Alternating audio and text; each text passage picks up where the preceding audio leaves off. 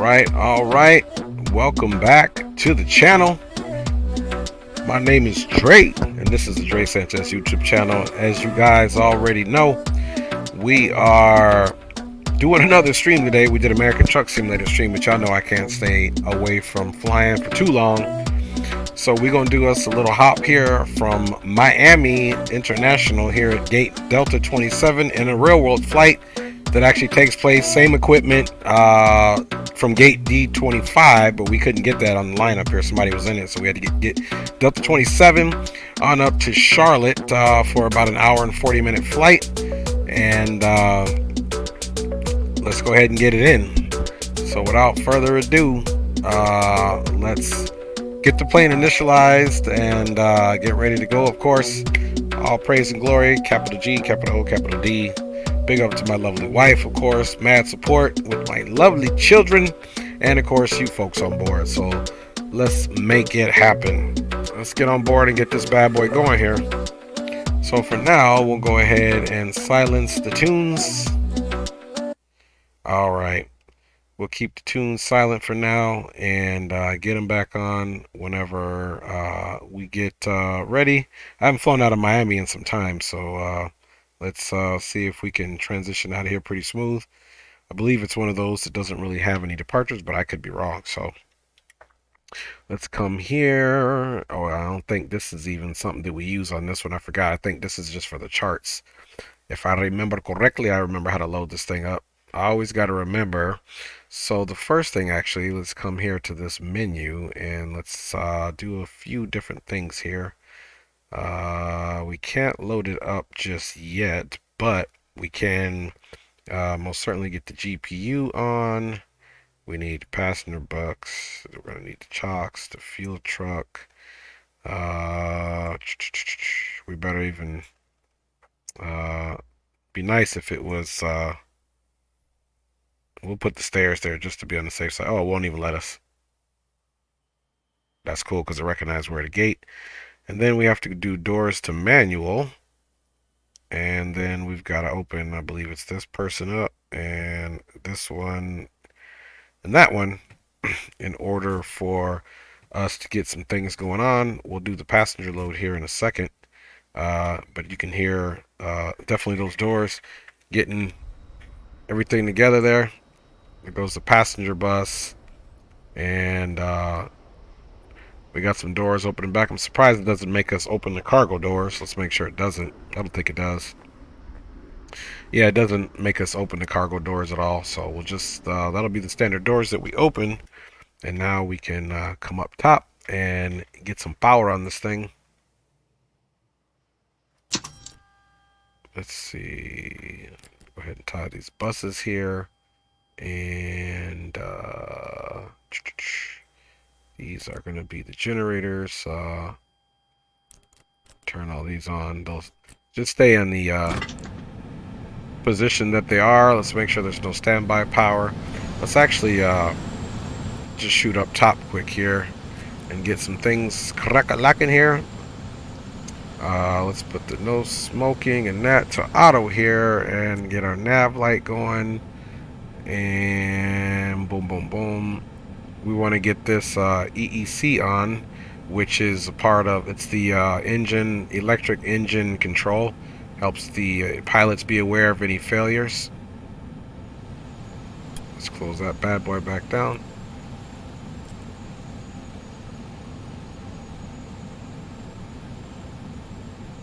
Okay, let's slide up a little bit. It's giving me a hard time there. Click spot comes and goes really quick.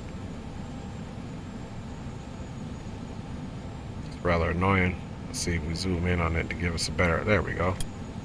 Alright, now that we're done fighting with that, let's see. Boom. Adiruz on, so that's basically what starts the alignment. Now we just need to basically go down to the bottom here and head over to the FMS and go to our initialization here. Just clear that out. Boom. Boom. And now we can get that bad boy aligning. And you can see here the Adiru's in the align mode. Parking brake is set. Recirculation fans are off. So now that we know that, and you can also gives us the align time right here. So we know that we successfully did that. So let's go ahead and get the passengers loaded up. Might help if I had the actual program running. Let's see, Jacksonville center's on, DC center's on.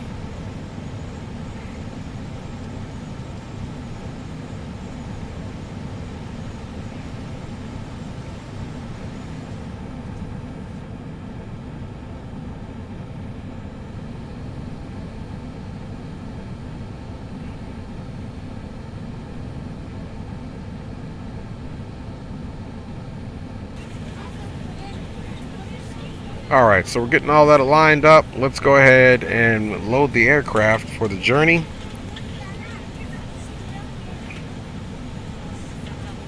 This is what we should do here.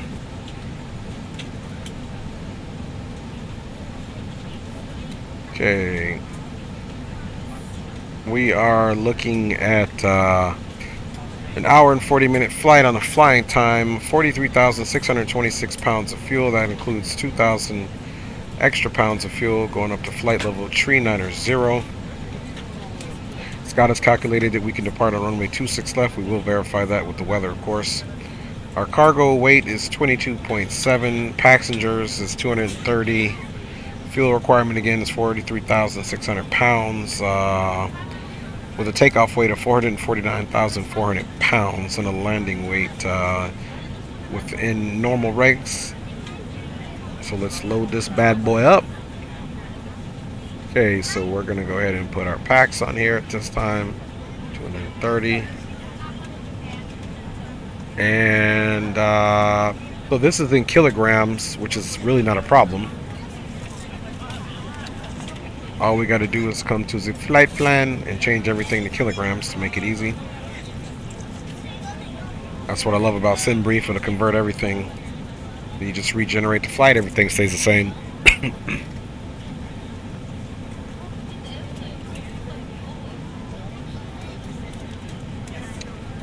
Alright, so that would be 1988 kilograms of fuel.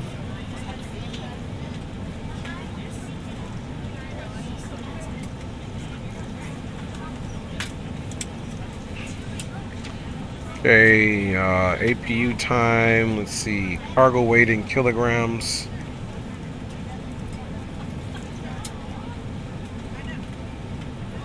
Got 10.3.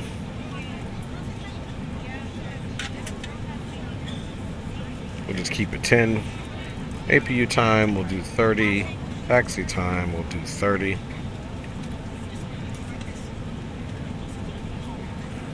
See, it's got us fuel 19.9.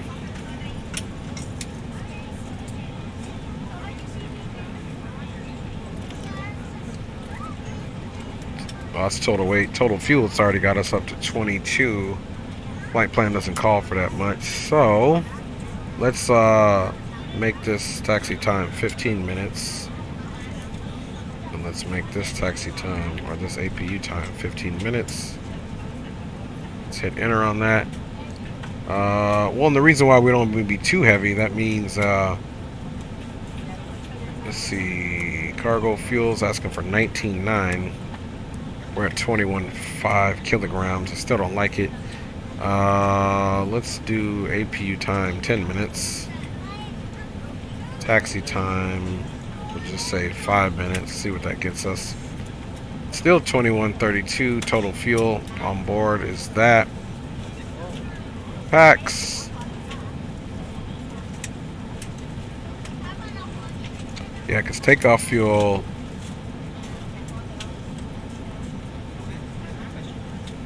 Takeoff fuel 1988. That's close.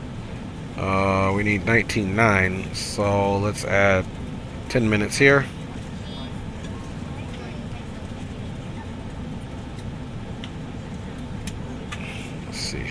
Let's just go back.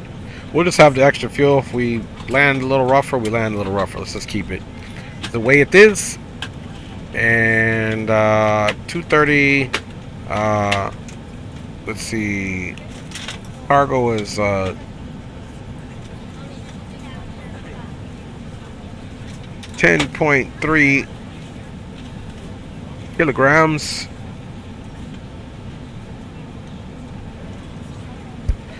And sorry guys, I wasn't looking at their Valmix 210. Can I ask a question? Yo, is VATSIM hard? VATSIM's not hard. What's up, Spawn and Salmon? Yeah, I hit that 777, dog. Big up to you. Wifey got me over here looking at the chat. Sorry, I'm just trying to get this bad boy loaded, looking at our fuel.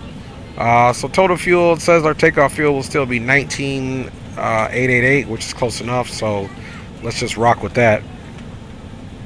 And let's go ahead and let's see. Gotta figure out why we cannot load the fuel. Should be good to go.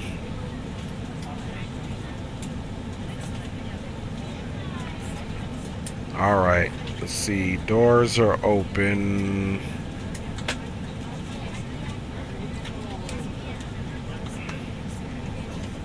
See, it won't allow me to. Oh, there we go. Let's do stairs. There we go. Very particular. Had to have the stairs there. So VATSIM, yeah, Valmix 210, it's not very hard. It's just a matter of learning the procedures, you know, like anything else, you know. It looks hard until you learn it, so that's the best thing I'd say. Alright. So you gotta have the stairs, you gotta have all these things checkmarked for this thing to work. As you can see, the fuel is being put into the aircraft at this point. When you find your seat, please be sure to place your larger carry-on So items in the overhead bins and smaller items under the seat in front of you. Unless you're in the front row, leave that up while it's loading up for something goes wrong. Let's just move this guy up here in the corner. And let's turn these radios on. After you put your carry-on inside of it, please close the bin as a courtesy to other passengers. See left. Once all your items are put away, this please one down clear the here aisle should and sit be down in your seat to allow other passengers to find their seats as well. Center. If you are seated in an emergency exit row, please read the exit seating responsibilities in the safety card in the seat back in front of you. Code there. Please make sure you are willing and able to perform the actions required. If you are not able or prefer not to perform these actions, please let a flight attendant know so you can be reseated.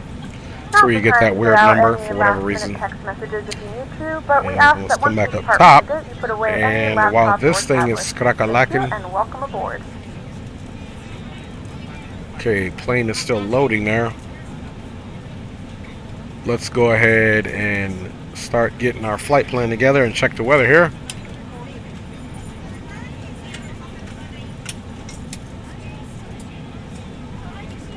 Okay.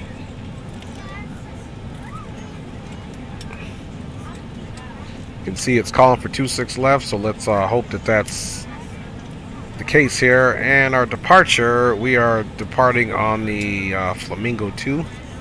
Let's make sure that's accurate there. Yep, we're departing on the Flamingo 2. Looks like with the stymie transition. So let's see here. Let's read the narrative here. Runway 26 left. Top altitude is 5,000. But guess what? We're not. There's no ATC here, so we will do what we got to do on that piece. So we only need those two charts there. Let's go ahead and get Charlotte pulled up and get an idea of what we're looking at there as far as landing runways. They got 3 runways, 3 sixes, left, right, and center, and then the 180 on the heading there for left, right, and center as well. So let's take a look at that and see. There's the 1.8s coming in the south. There's the terminal in the middle. So more than likely, it will be probably the right, or the 3.6 right, or 3.6 left, or something like that. And depending on what they use for departure, we'll see if we get ATC or not. I'm not quite sure of exactly what runways they use, but I can make an assumption that 18 right or 36 left could be used, and vice versa on the other side, leave the center runway for departures. But we shall see. We're going to be arriving in Charlotte on the Banker 2. And that'll be on the transition from Ponzi.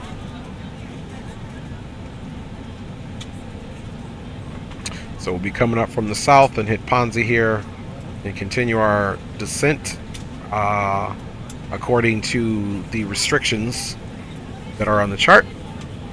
And at this time we could go ahead and take a look at what our weather is. Plane is loaded, so we can now close this for now. And let's go ahead and start loading the bird up. Boom. Now we can simply... Aviation Geek is in the house, man. What's up with you, Av Geek? Big up to you. Let's see here. So now that we've done that, it is time to check the weather on the VATSIM. And then we'll make sure that we are on, in Jacksonville Center went off, so we're going to have a pretty good flight here. I don't mind not having ATC tonight. So, yep, 26 left will be appropriate. Winds are out of the west at 4 knots, so nothing big. Altimeter is 3013 with an outside temperature of 19 degrees Celsius with a dew point of 09 degrees there. So let's go ahead and put our altimeter in there of 3013, and we'll expect 26 left, as we verified out on the chart. Location-wise, 26 left, so very short taxi. We'll get into that in a minute, and altimeter is 3013.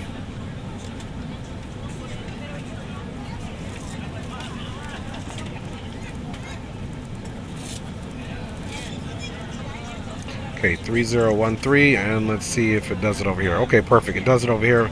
I like that. No problem. And let's see. Traffic.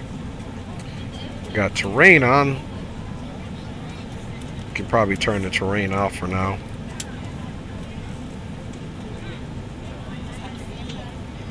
I guess it's like, hey, the terrain being turned on and off is not even an option. That's okay, man. Okay, so we got that going on. Let's go ahead and just put our cruising altitude in here.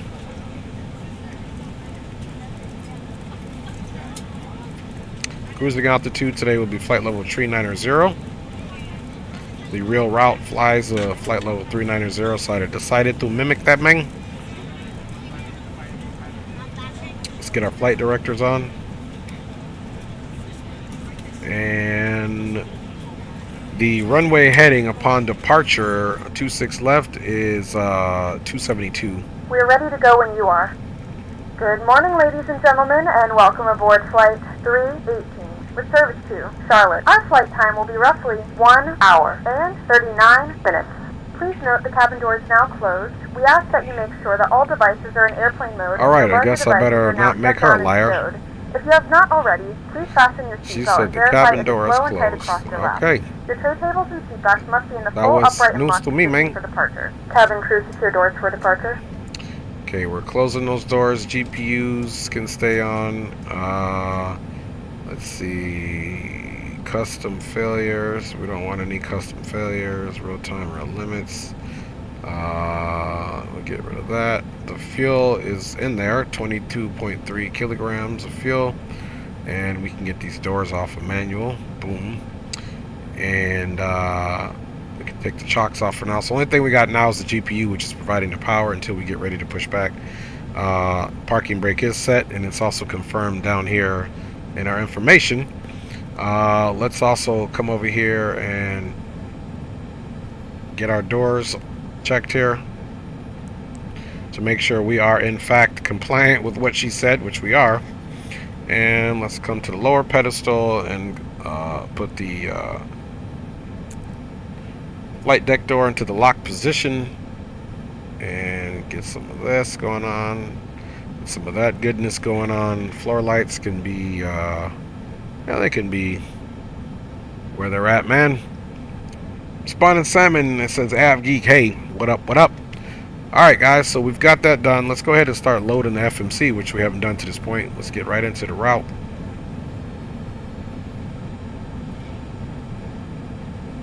Then we'll check the weather in Charlotte and get ready to get out of here. Taxi looks pretty simple. Today we are American Airlines Flight 316, service to Charlotte. We'll just go ahead and activate that and execute that, and now we can go straight into the departure and arrival. We know it's going to be 26 left on the Flamingo with the stymie transition. We're going to execute that and go back to the route. And there we go. Now let's go ahead and continue to put in the rest of the route. Next, we got an airway of Quebec 77. And from Quebec 77, we're going to Wigbo.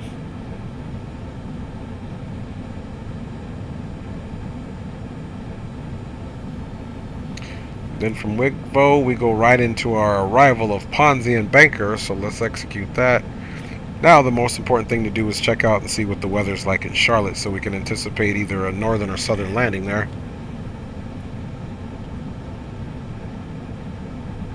Alright, winds are out of the south at 5 knots. So we'll assume a southern landing. Altimeter is 3004. There is 10 miles of visibility, so the weather doesn't look too bad there. We'll also do a weather brief here shortly. But yeah, we're going to land in the south. Now let's take a look at available. We are heavy. So let's take a look at the available runways in the Charlotte area. Do you know what I mean? Okay, so since we're a big body, there really is only one runway that they're going to give us. It would make sense anything otherwise. They could give us this 36 left. We could stop on a 9,000 foot runway.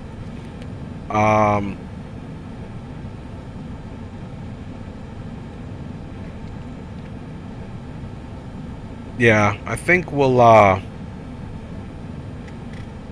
we could even stop on, we could still take 36 right. The gate that we're supposed to park at is Alpha 8 X-ray. That's going to make a determination where what side we come in on. Oops. There we go. Let's see. Parking gates.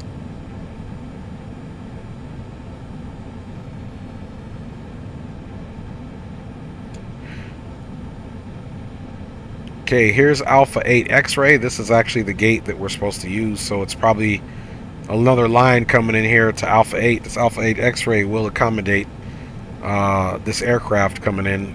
So it's on this appendage here. So guys, let's go ahead and be diligent and plan for this 9,000 foot runway will be more than sufficient. So we'll take 36 left. So that will be our planning. So now let's get right into an approach plate here. Oops, that's not what I wanted.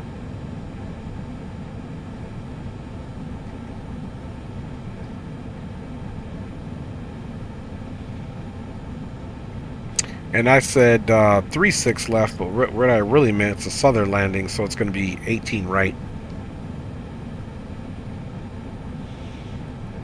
Here we go.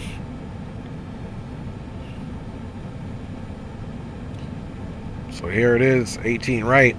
So we are traveling north, which means we're going to be downwind of this runway.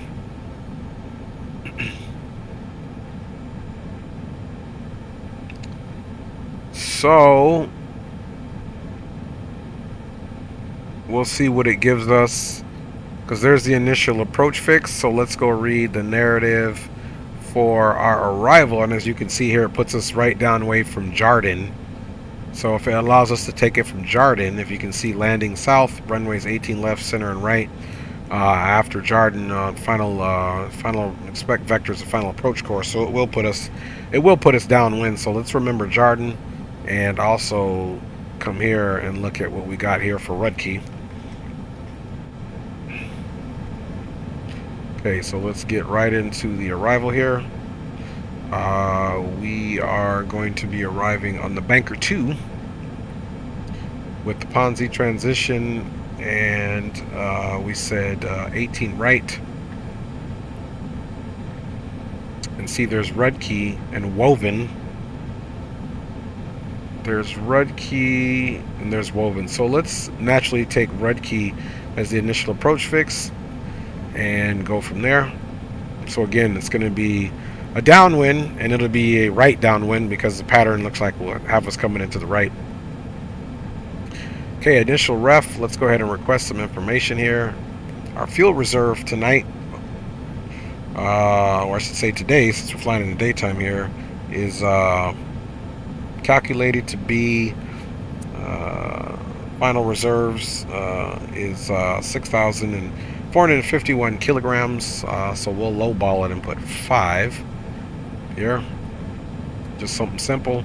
390 is going to be the cruising altitude here, so we will climb up quite high, and then we'll be at the cost index of 75. And now we can go over to our thrust limits.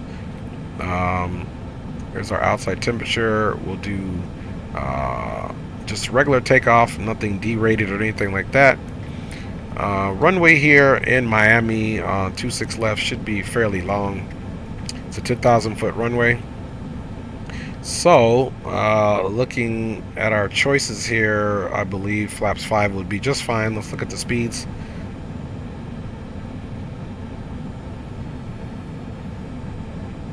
Okay, so it is not liking that.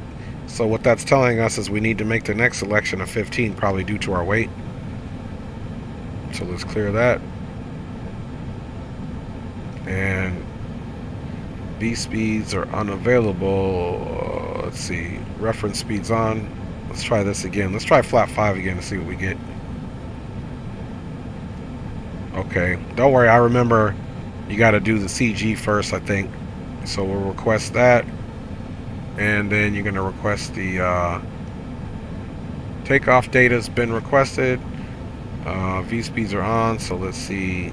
Invalid entry. Let's see if we do it now. I know it was something like this, guys. I dealt with this before. Okay, so had to do something. I don't know if it was the runway slope. I don't know if it was this information, but it's no problem. Let's put it in. Winds in Miami, 304 knots.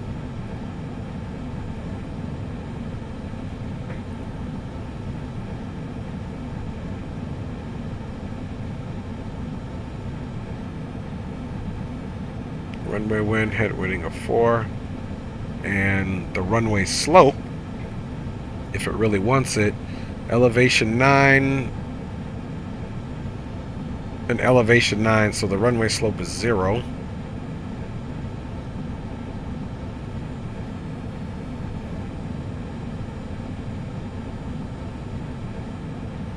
Well, there is no slope.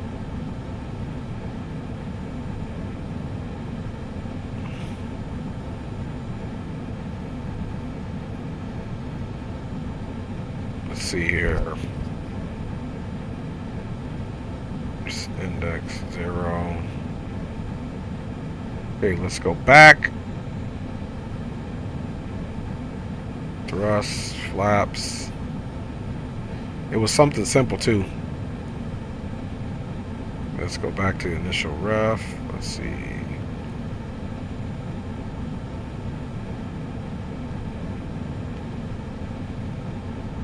V speeds unavailable. Just trying to remember what it is. Select outside air temperature.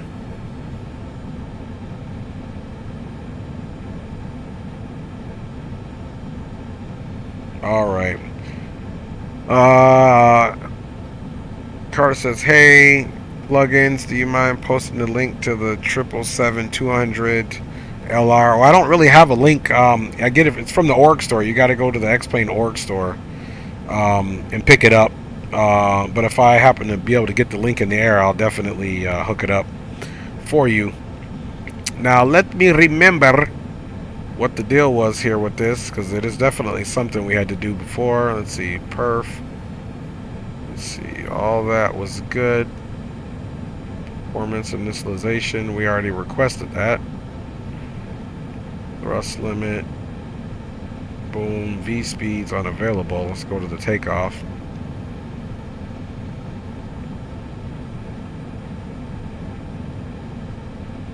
Let's see.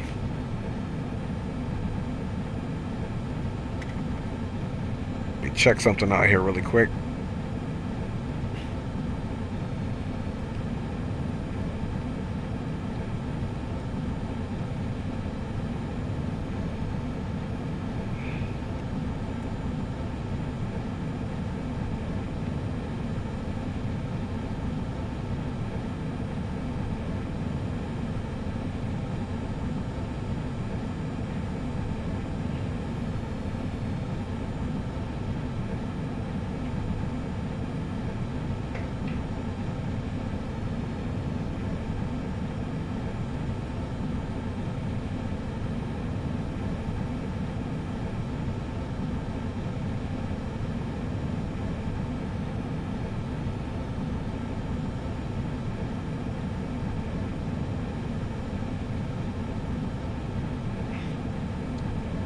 I know I had this issue last time.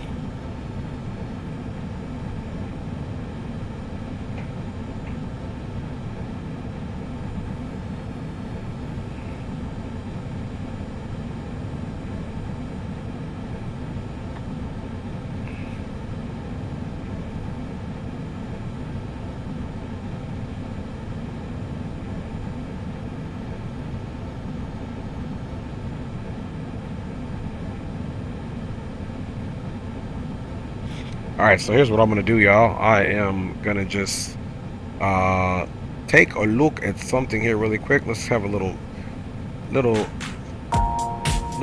entertainment here for a second while I look this up. You're gonna probably hear another stream of mine here do that. Oh no, yeah, AppGeek, I remember I had this problem before, so let me just check it out really quick.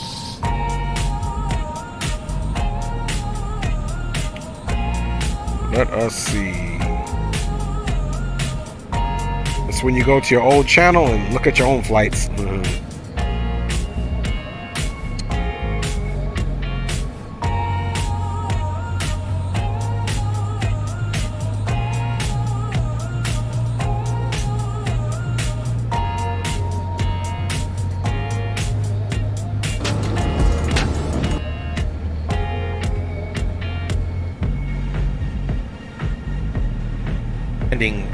Gear area, but it's still on fire and it can cause a fire on the aircraft. I'm gonna have me help me. Alright, start process is forward to guide you towards the exit. In the event of a decompression, just gonna find out where else let's come down here, of course. We are basically just going to do modify the flight plan to indicate flight level 370 is what we're taking.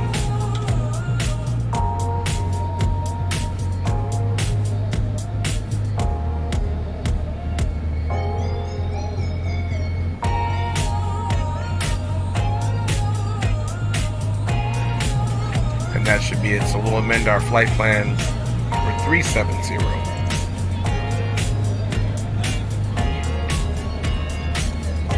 Let me amend the flight plan now. 85. We're exiting that airway at Civic.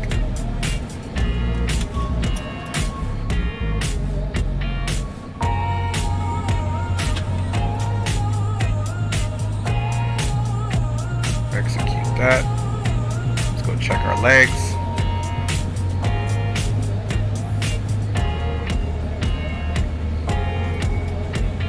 Alright, just waiting on me to tell me how I did it in here, because I know there was a caveat.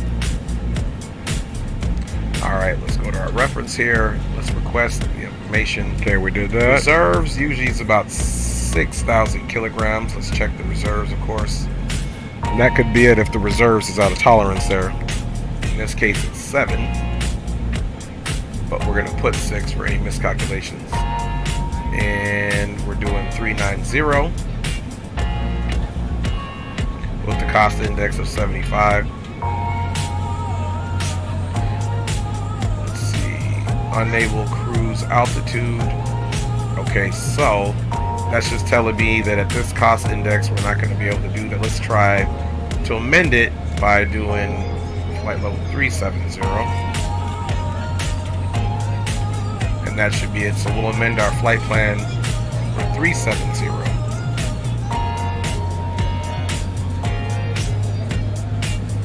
Let me amend the flight plan now.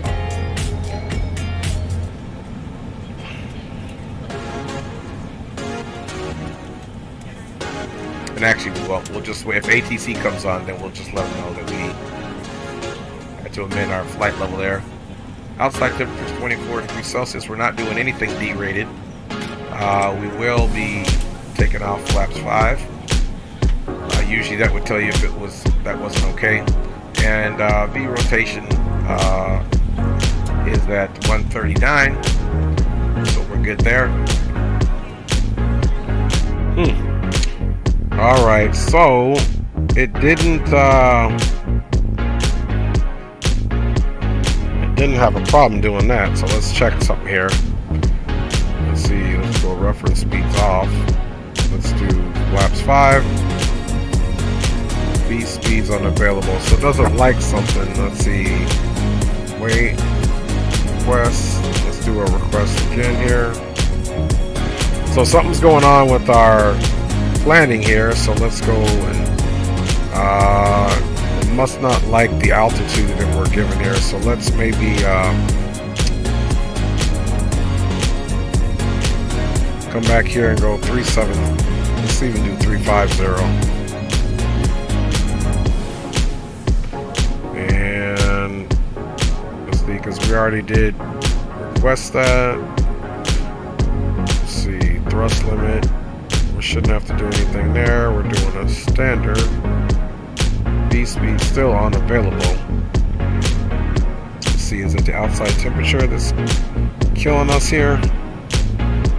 Let's see, outside temperature is 19. Could be that.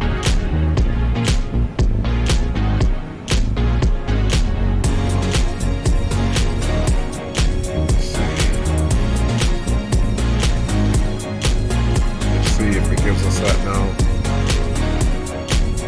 These speeds unavailable, which means we could even be too heavy. Let's see here.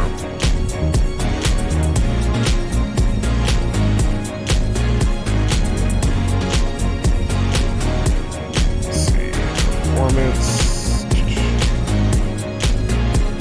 Reserves, let's try 6 on the reserves. Okay, fuel, 70. Let's go back to our load sheet and make sure we're not too heavy.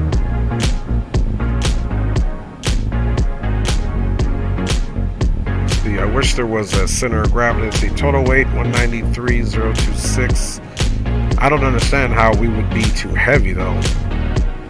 This wouldn't make sense. Plane is loaded with the fuel. This is a very short flight. I'm not quite sure what it doesn't like here.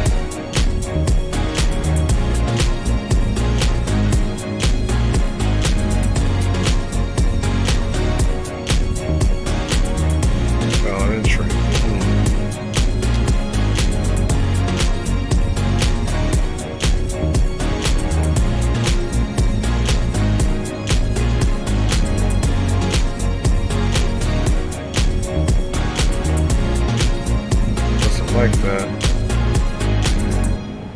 Let's try flaps 15 maybe. Still V speeds are not available. Okay, so let's go flaps 5 and let's maybe change the passengers that are on here. So let's do something here quick. Let's go back doors to manual. I think the plane is just loaded improperly.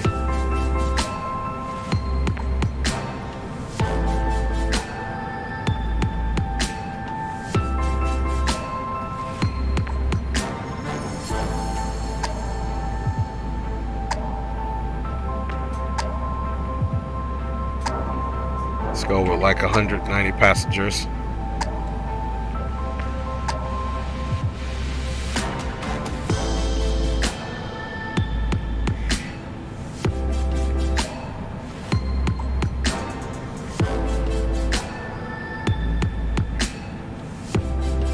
Try that in this configuration. Let's see what we got.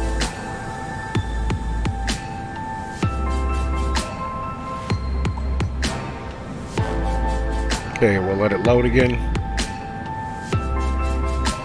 The only thing we can do is just retry to put this information again just to see.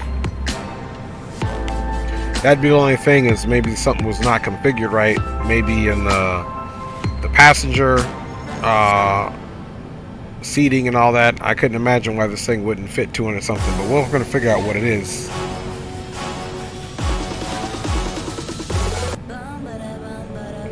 It's always something, man.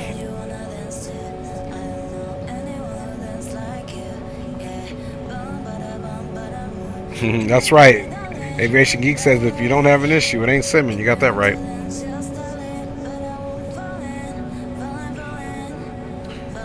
So she's dropping a little bit of fuel here.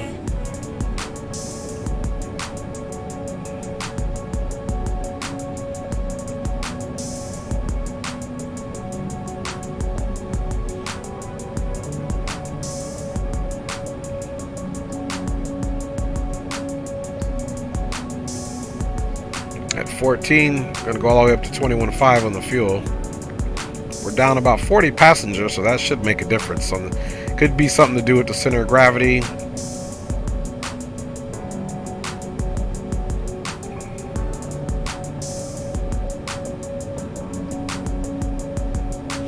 And you know what I don't think it likes? It might be the cargo weight that I put in incorrectly.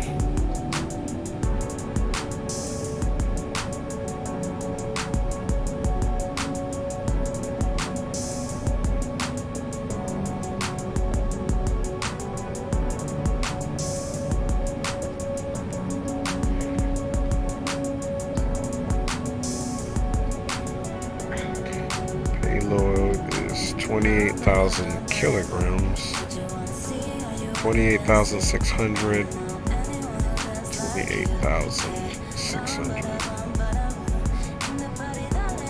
About 10,300. Let me do this, because I think this is wrong. I think this is supposed to be 10,000.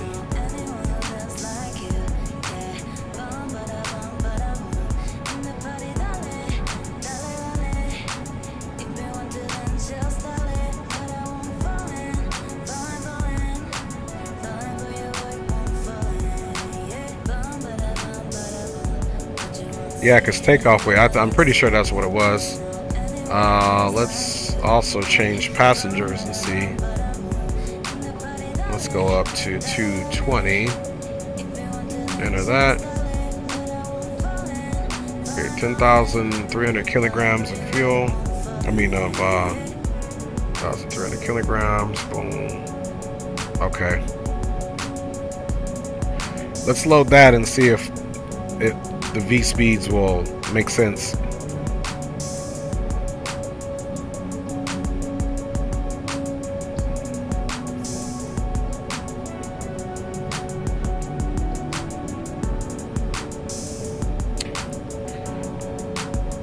Hopefully that will do it, and perhaps maybe even change it to flight level 370. But we didn't get an altitude restriction once we put it in. So let's see if this fixes the problem here.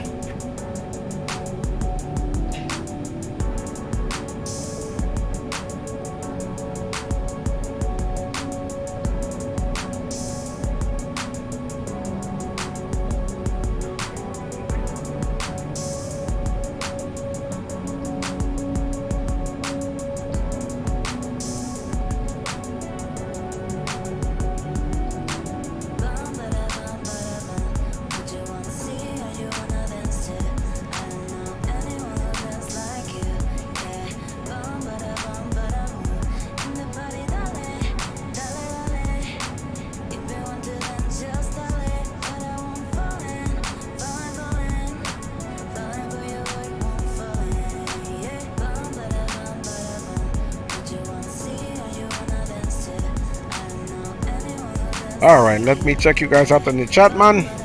Not a whole lot going on right now.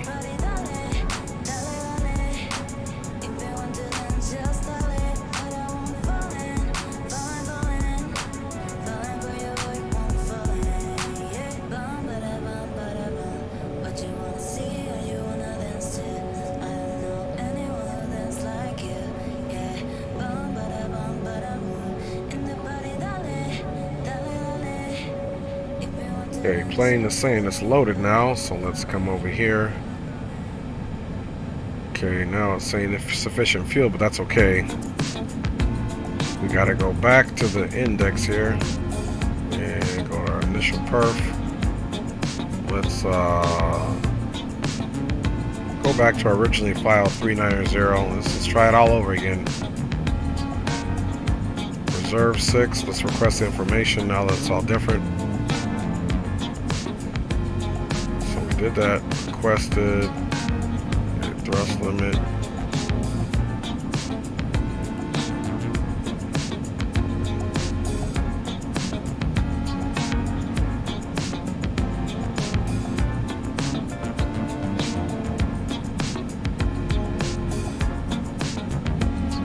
And there we go. We got our V speed. So that's why we don't give up, y'all. We figured it out. It was just it didn't like the center of gravity. I'm pretty sure it had to do it. We had the wrong kilograms there, but now we do have our V speeds confirmed. So let's close the doors back.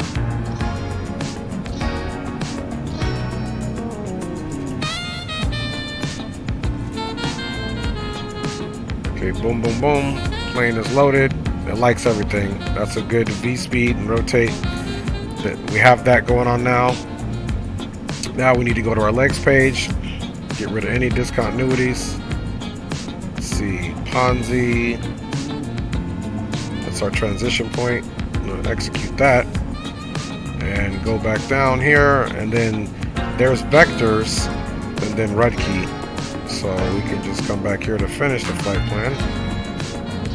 Execute that.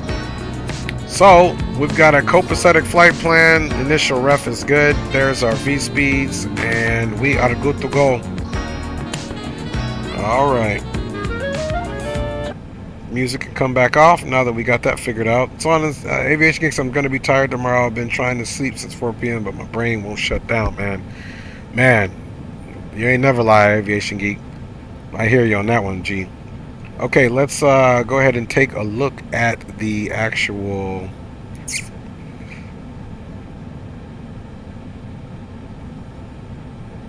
weather once again. Just to make sure we have no change since we were trying to deal with that issue with me loading the plane horribly. Yep, 300, altimeter is 3013 still. We're good to go there. Everything remains the same, guys, so we can now go up top and start the APU.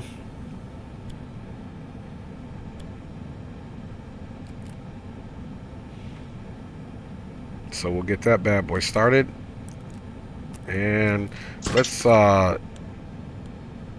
check our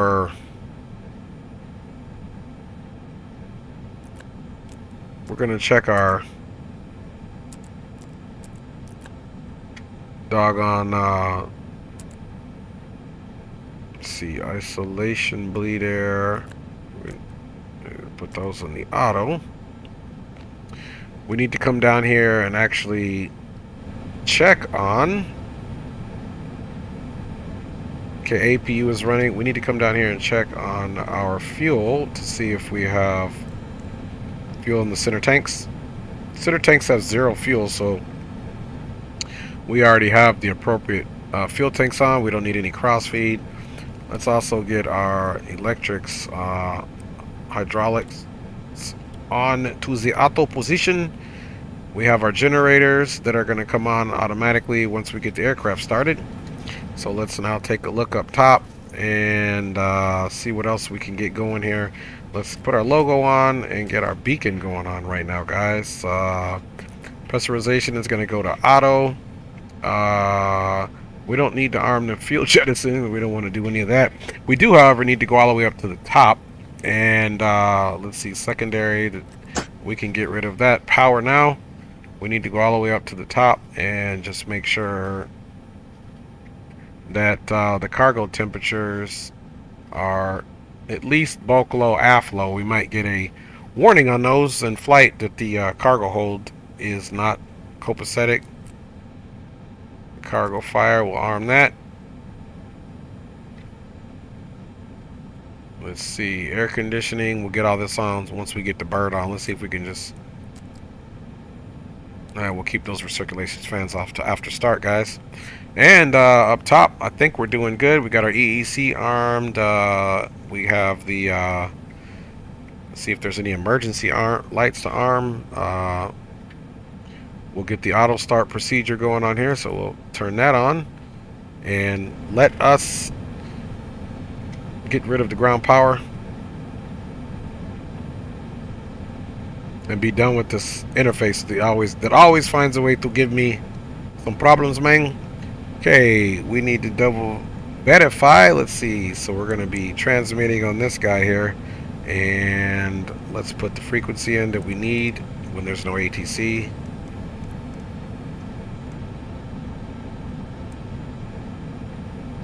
Booyah. And let's get this in the standby there so it looks straight.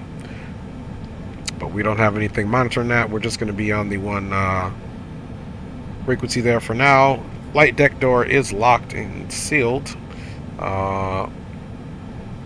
And now we can get this TARA and get ready for our pushback.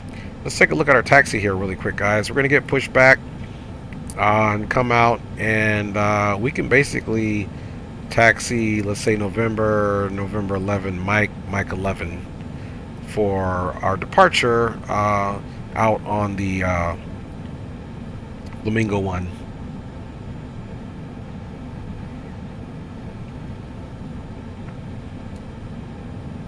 Or actually, we could turn around and either do we'll just say Mike 11 for our taxi. Keep it simple. And we are good to go now, man. Let us double check everything. APU is on and running. And there's the checklist. Do normal menu. Pre-flight. Actually, we'll do before start.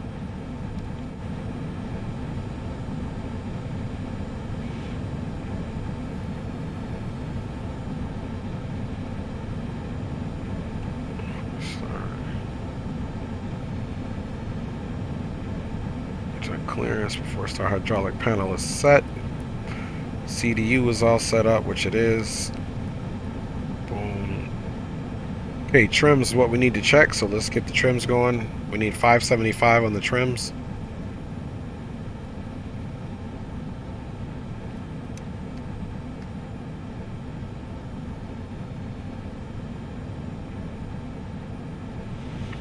Okay, 575 is in there.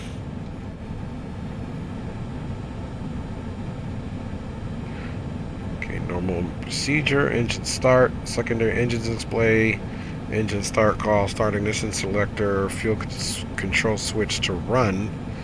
And that's pretty much a simple procedure there. Let's come over here. Let's see, passenger oxygen is all good to go. Alright, let's call for our taxi. Parking brake is up, but we will shortly let it down here.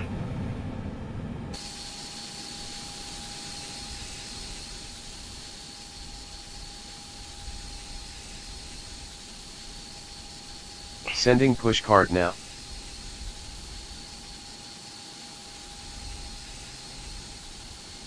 Here we go. Alright, so a little bit of a rough start there, guys. With not loading the plane right, but if you want the realism, you gotta have the real problems too, you know what I'm saying? Ladies and gentlemen, please direct your attention to the front of the aircraft for a safety demonstration. When the seatbelt light is on, please make sure that your seatbelt is fastened low and tight across your lap. To fasten, insert the metal fittings into one another. Parking brake is set here and confirmed here. APU's running, recircuit fans are off, doors are to auto, and we are good for engine start. We're going to be starting engine number 2 first. To familiarize yourself with the emergency exits on this aircraft, please refer to the safety card in the seat back pocket in front of you. In some cases, your nearest exit might be behind you. If we need to evacuate the aircraft, there is lighting on the floor to guide you towards the exit. In the event of a loss of cabin pressure, an oxygen mask will drop in front of you. Start the flow of oxygen, pull the mask towards you, and place it firmly over your nose and mouth. Secure the elastic band behind your head and tighten the straps if necessary. And don't worry if the bag doesn't inflate, oxygen is flowing through the mask. Okay, you can see that bad boy starting up. If you're traveling with children, now's the time to pick your favorite one, but secure your mask and then assist others. Keep your mask on until a member of the crew advises you it's safe to remove it. In the unlikely event of a water landing, a life vest is located. Igor Aguilera, hello friend, good evening. How you doing, Igor, man? Welcome to the stream. Open the plastic pouch and remove the vest. Flip it over your head. Wrap the straps Welcome around to your the waist and stream. buckle at the front. Pull the strap to tighten. To inflate the vest, pull firmly on the red cord only when exiting the aircraft. If it doesn't inflate automatically, you may blow into the mouthpiece for manual inflation. Each vest is equipped with a whistle and a light. If you need to, your Seems seat like cushion there's can be a used as a secondary big, lubrication huge, device. long disparity Please make between sure what to I'm exit doing the and what aircraft the as stream soon as is. possible and leave your belongings. Please securely stow your personal items. Make sure your seatbelt All is right. fastened and seat Let's back go ahead and and get tray the tables second are in engine full started upright up. position. We remind you that this is a non-smoking flight. Tampering with, disabling, or destroying the smoke detectors located in the lavatories is prohibited by law. All of this information and more can be found in the safety card located in the seat back in front of you. We suggest reading this and letting a cabin member know if you have any questions. Thank you for flying with us again, and we hope you enjoy your flight.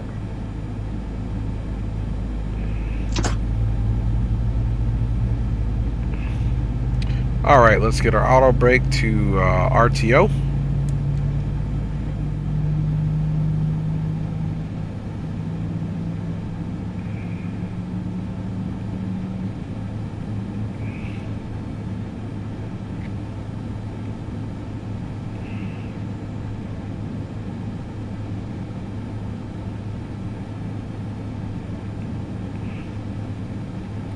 Just waiting for this process to complete here.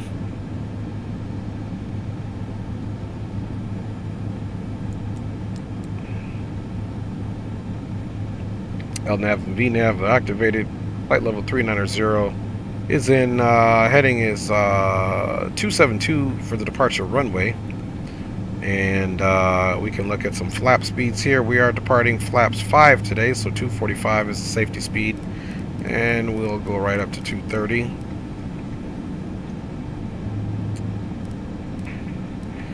Okay guys, so we can go ahead and shut that APU down. We want to save as much fuel as possible. And we're going to go ahead and select flaps 5.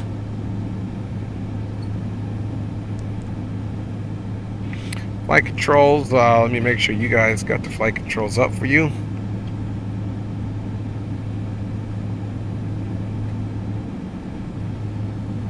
Which you guys do.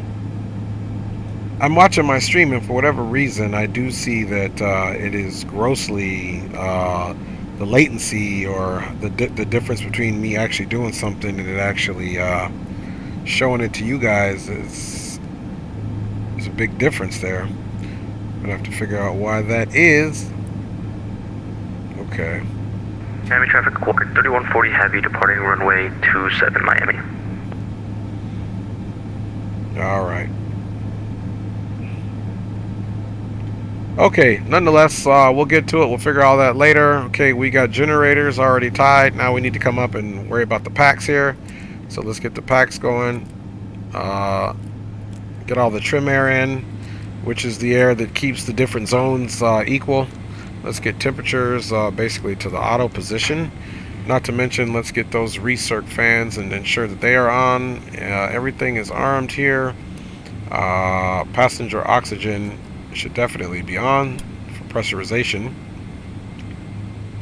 Boom, boom, boom. Yep, APU off. We don't need that. And we could just leave that in auto, I suppose. If you got auto, might as well use it. Pressurization is all in the auto, so we don't need to worry about anything about that. So let's check to make sure we don't have any messages. Flaps are set to 5. Doors, auto brake is to RTO. FMC message. Okay, so I guess it wants that oxygen off.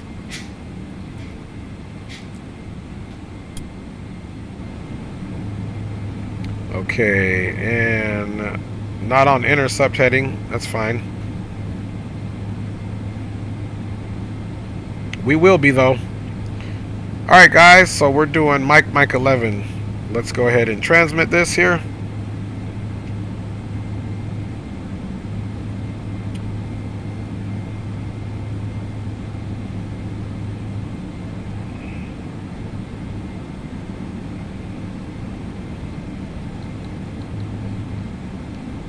Miami traffic, American 316 is now pushed back from gate Delta 27. We'll be taxiing runway 26 left for immediate departure via Mike 11 on the Flamingo 2 for Miami traffic. Okay, guys, so we're pushed back. Let's try to spin around and pick up November 9, hit Mike 11, and get out of here. And we'll be departing on the Flamingo 2, climbing up to flight level 390.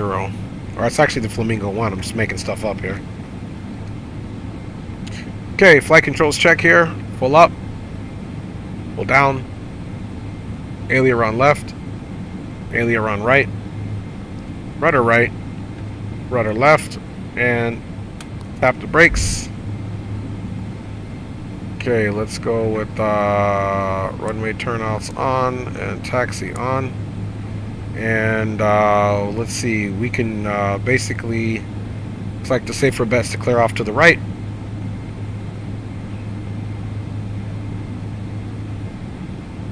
So welcome aboard flight 316 with service to Charlotte, North Carolina.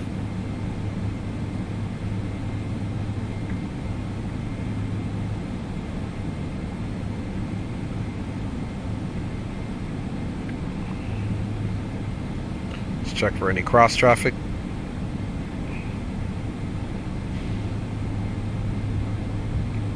And this would be holding position 7 here, departing the ramp.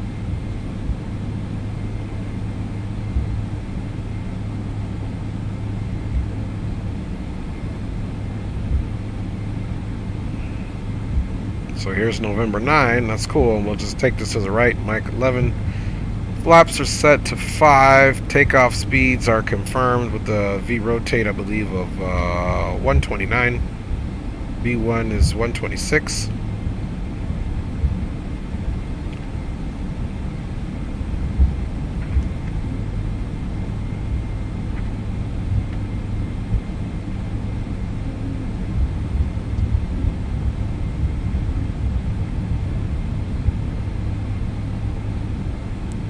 We'll get the gear page on here.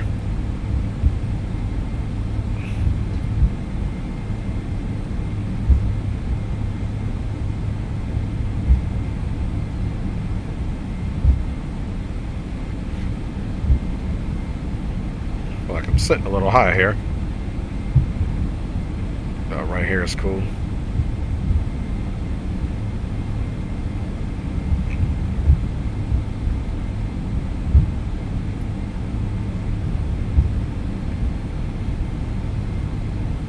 Cameras saved.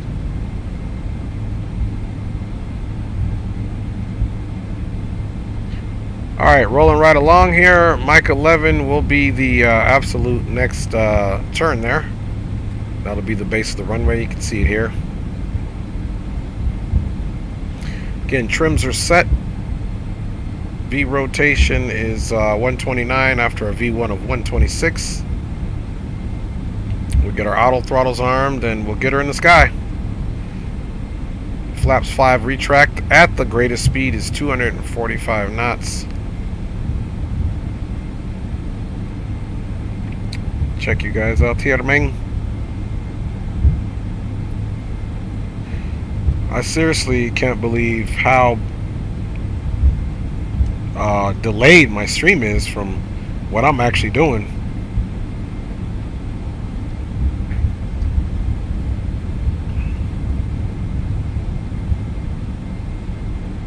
Okay, so here's M11. At Miami traffic, American 316 now entering runway 26 left for immediate departure on the Flamingo 1, climbing unrestricted up to flight level 390, Miami traffic.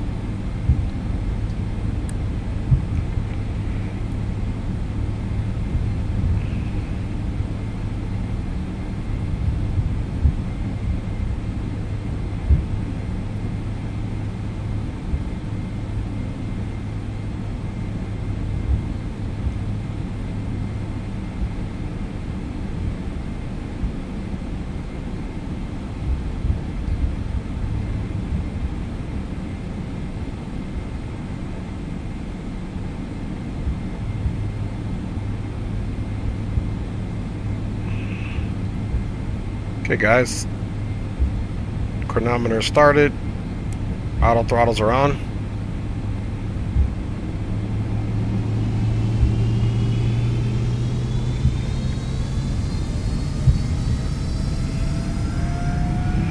Takeoff power set.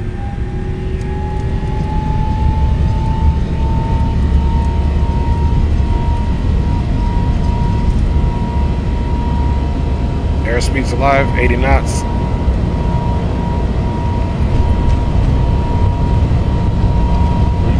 V1. V rotate.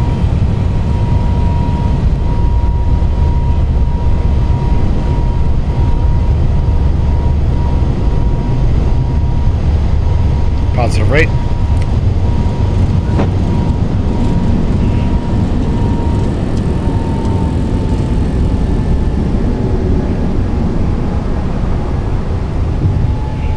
Miami traffic, American 316 clear of runway 26 left, climbing via Flamingo 1, last call, Miami traffic. Okay guys, let's just fly her out for a second here.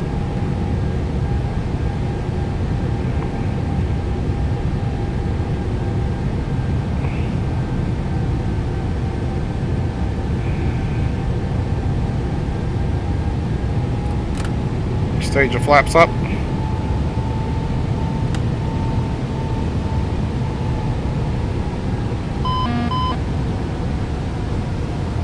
Pull that power back.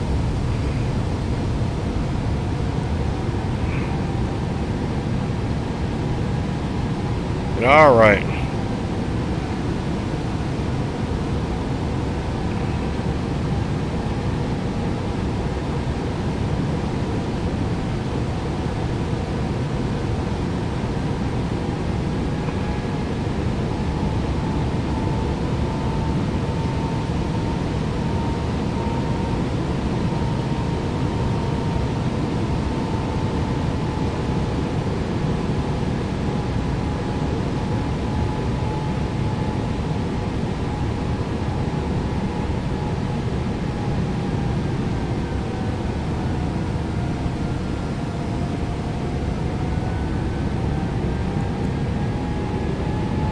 Okay, we're gonna go flight level change, unrestricted up to flight level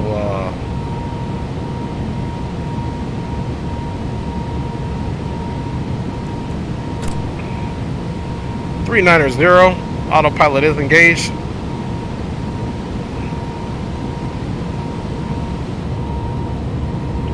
And we got a nice little turn there.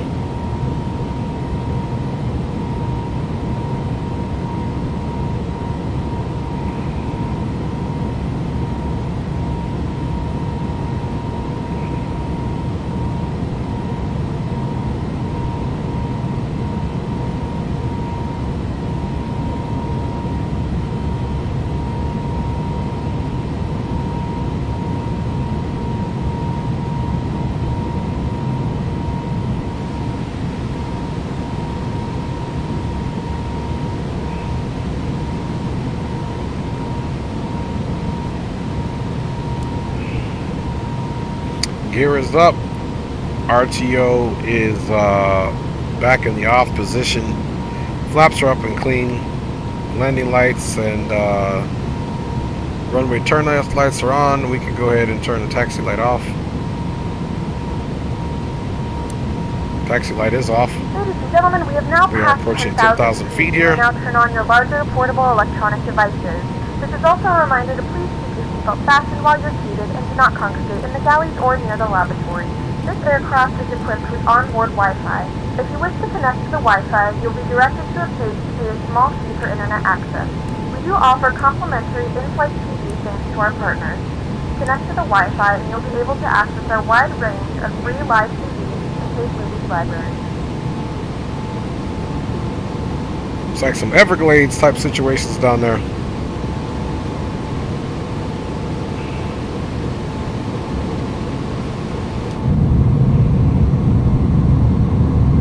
See those engines kicking all of that heat blur out. Nice and clear from the front of the wing nose. And we are up and at 'em.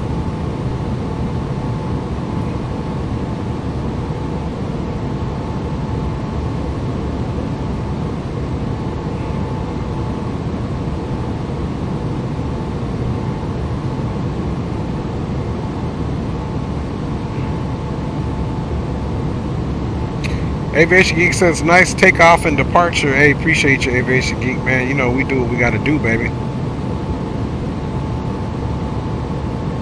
Appreciate it. Funny thing is that on my YouTube screen, it's showing something way behind, so I don't know how it got itself so far behind. Oh, okay, I see what happened. There we go. That makes sense. So you guys were up to date, but I thought you weren't. Like you said, Aviation Geek, it's always something, man.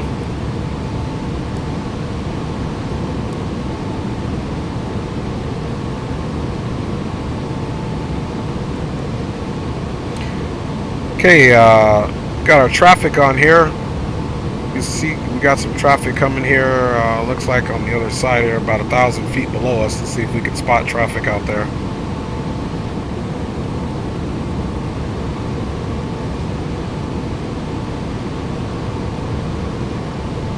Okay, no traffic spotted, but it is a non-issue there.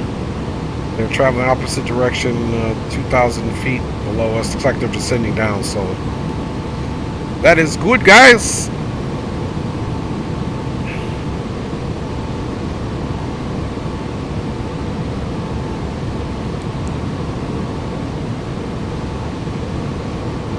So we'll keep that information there, and let's put this on the stats page down here in the middle, so it can just kind of let us know what's in there.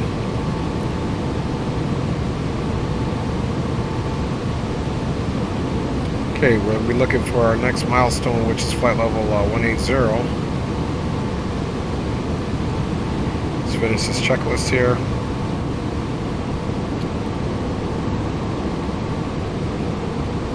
Kind of skipping through anti-ice, auto, altimeters to standard, transition, okay.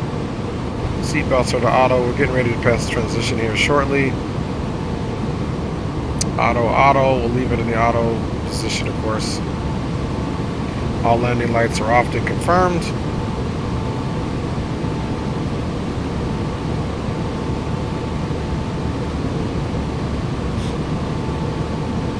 Okay, we're passing through transition now.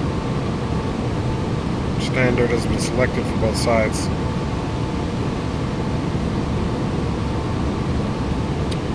Let's take a look here really quick at our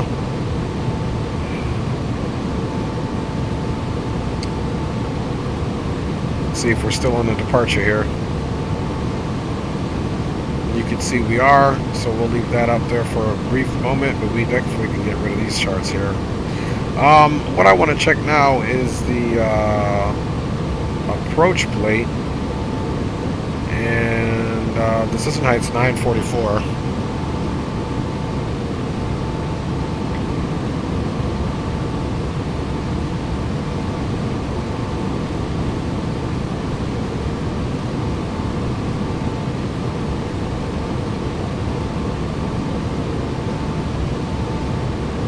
Alright, we got 940 there.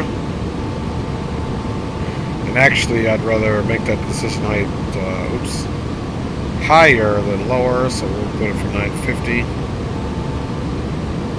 Now pass it to flight level 202. Let's see what our FMC message is.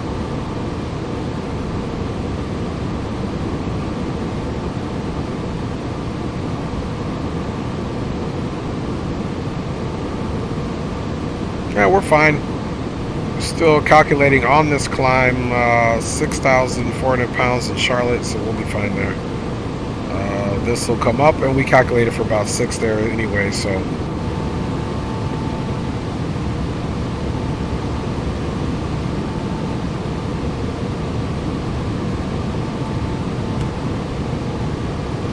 Okay, we are going VNAV navigation at this point.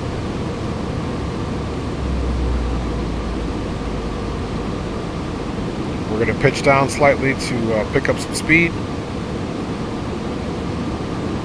Which this would be unrealistic. It's got us pitching down so greatly. And we'll see how it pitches us up.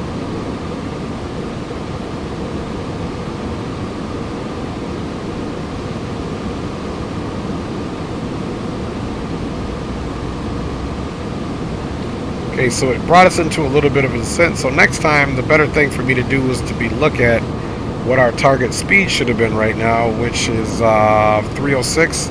I should have upped us to 306 slowly before on this aircraft before doing that, because it did pitch down kind of unrealistically there, but that's okay.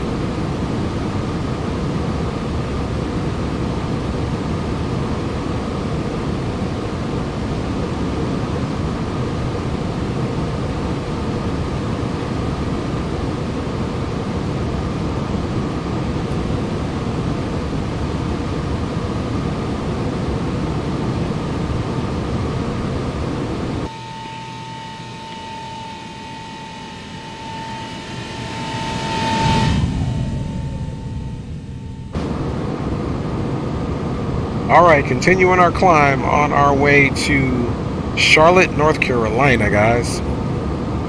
Again, sorry about the delay in getting out of the airport. But we were definitely experiencing some issues there.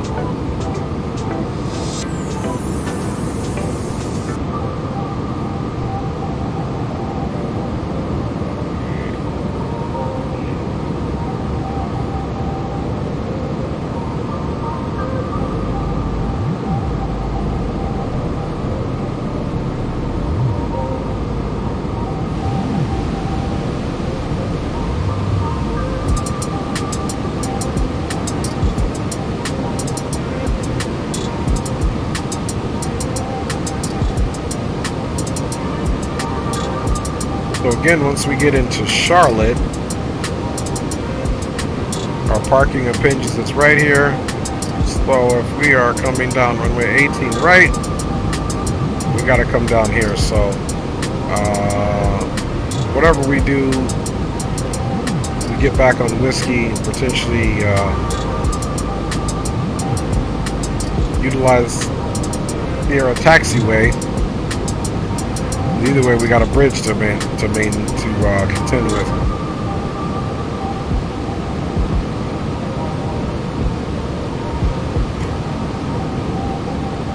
Let's make sure we're okay to taxi on that too.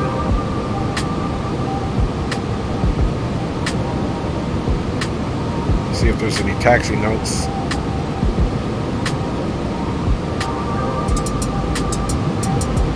Minimums, standard minimums. These are just low vis taxi routes. So it looks like we'll be okay.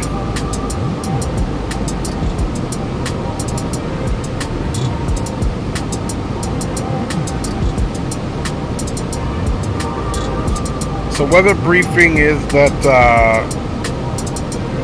we should be pretty good to go the entire way with no significant weather. Got weather and traffic on there.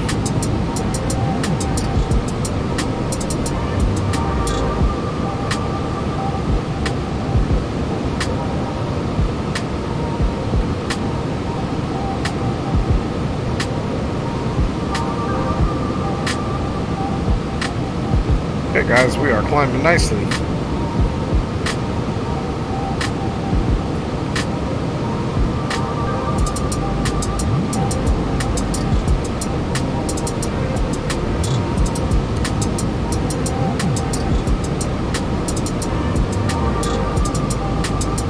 Right now we are direct to Wapom.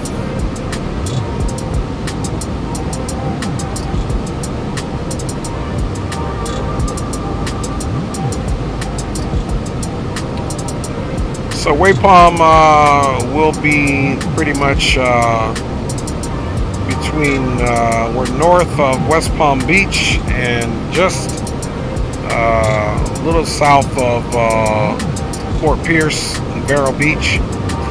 We're going to continue to the next point of Stymie, which is really the transition point, which will bring us to Kissimmee, Florida, and then pass it right over Orlando as we go direct to Majums. From Majums, we'll turn more northern, heading towards Etor Fix, which is right at Palatka, Florida. continuing north through Jacksonville.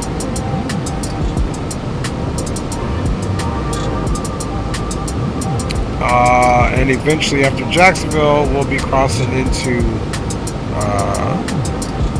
Brunswick, Georgia, passing through Georgia, Augusta, Georgia, of course, keeping Columbia, South Carolina just off to our east as we make our descent, transitioning to Ponzi, turning a little bit more northeast into the Charlotte area.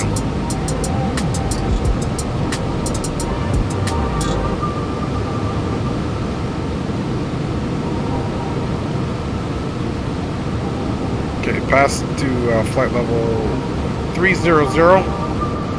Let's check our fuel now.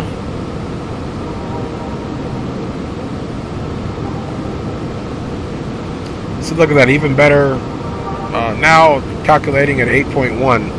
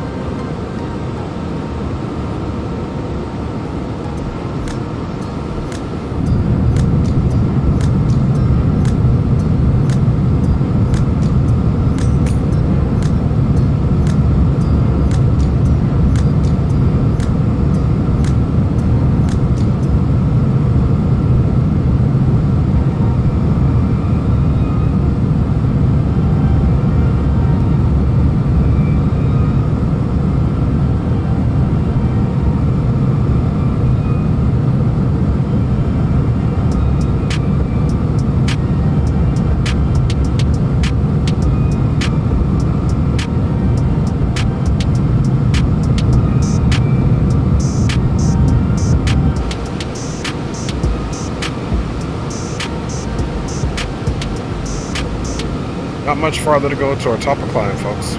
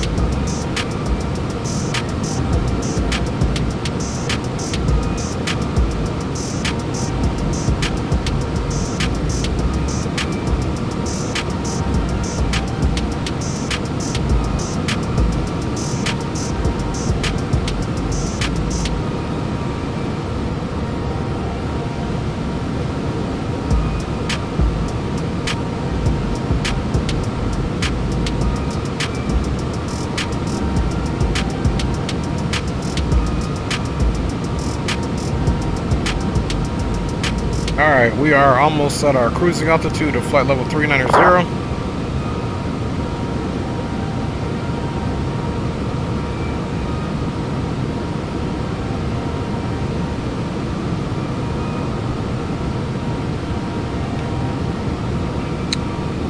Aviation says TCAST, cat adaptation services now.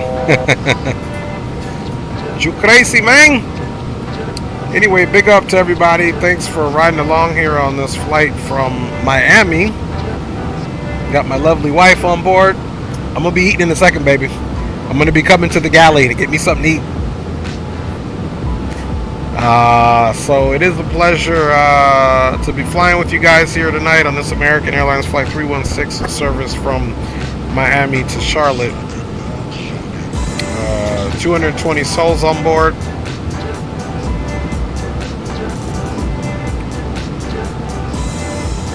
Had a bit of an issue loading up the FMC in Miami just due to improper loading. I put a couple values in there incorrectly, so that's where you can't fake it on that, man. You gotta know what you're doing, man. But so far, so good.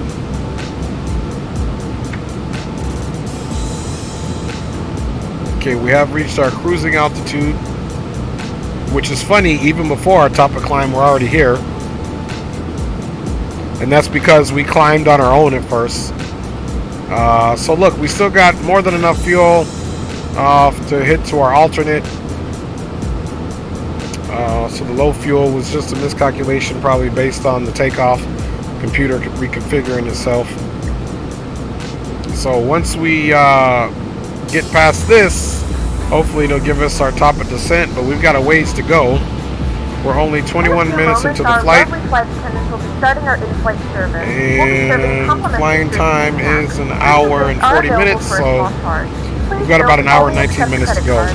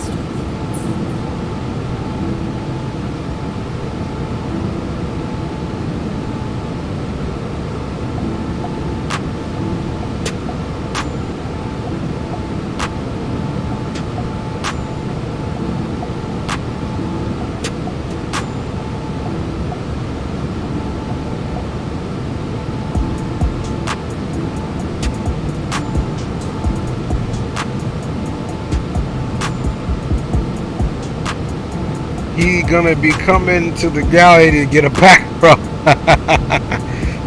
You crazy out, geek dude. Get my tummy filled up.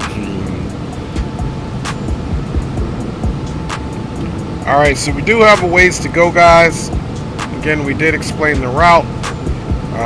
But another thing that we can always do too here is come right here to the maps feature.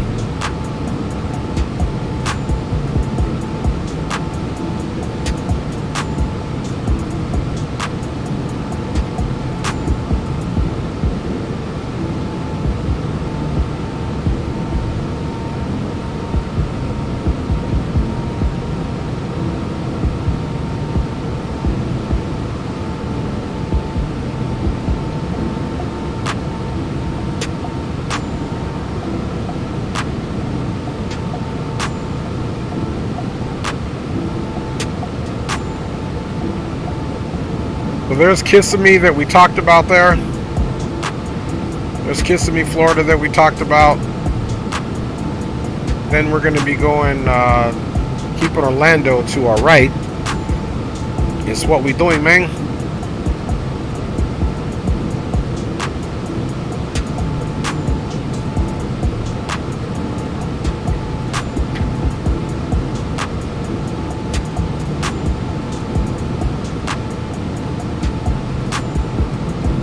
There we go. Gives you guys a little bit of a vision there of how we rolling.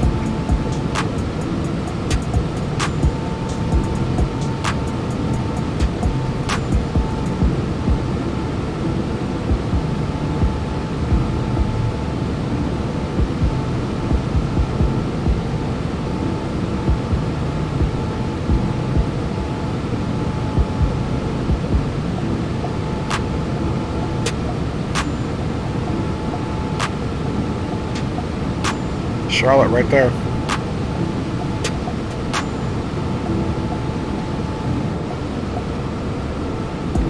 Top of descent is at 17:30. So we've got about, yeah, definitely under an hour now. Got about 50 minutes or so. Actually 40 minutes. It's at 17:30. It'll be 50. It should be about 40 minutes until we start our descent, guys. So I want you guys to sit back, relax, and enjoy the flight.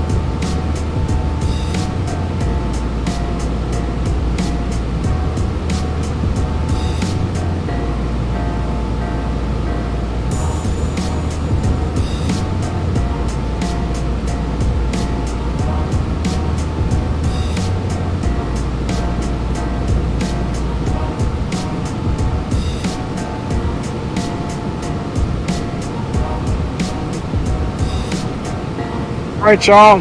Y'all know what time it is. It's time to get me something to eat. So you guys hold it down, and I'm going to be right back checking in with you. I will be in the chat, though, man. You know how I roll. On these late nights, man. Got to get the flight in, but I got to hit the galley, too, y'all. We got top of descent in roughly about 40 minutes. So on Pacific time, that'll be roughly around 10:40.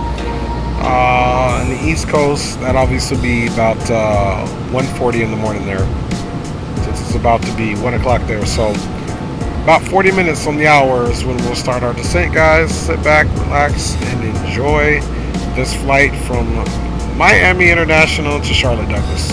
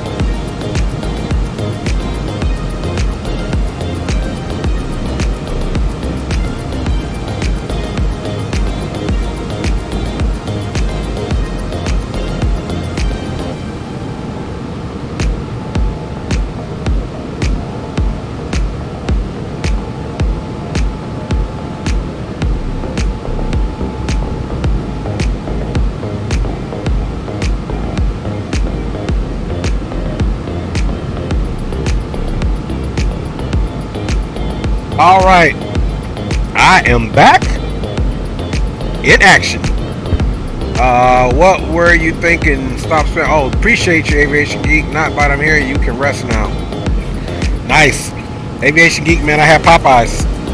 You had that the other day, man. So it's an honor to share in the Popeyes cuisine. All right, guys, we are moving right along here.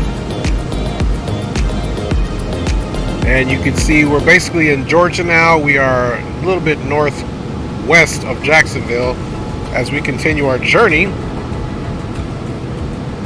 Headed up past Augusta, Georgia, on up into, we continue our route into North Carolina, Charlotte Douglas Airport to be specific. Let's take a look and see what we're doing for our top descent. 126 nautical miles there. Definitely landing of 10,400 kilograms of fuel, so more than enough for that.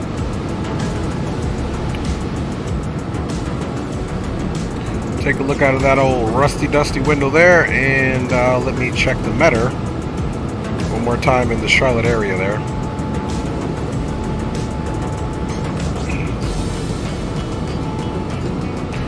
See what those winds are doing to us. So we can continue the same data, or with the same approach in mind on the departure or on the arrival, as you were, because the winds, there is no winds. There's 0 knots. Very calm. Visibility is still 10 miles.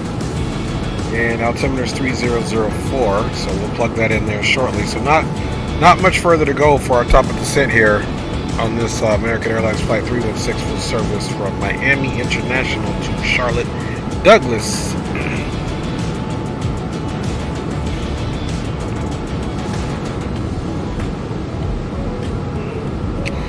Popeye should have a buffet. You ain't lying. Me and my wife will be the first one in line. Yep, that's where I would truly gain 100 pounds. That's on one visit.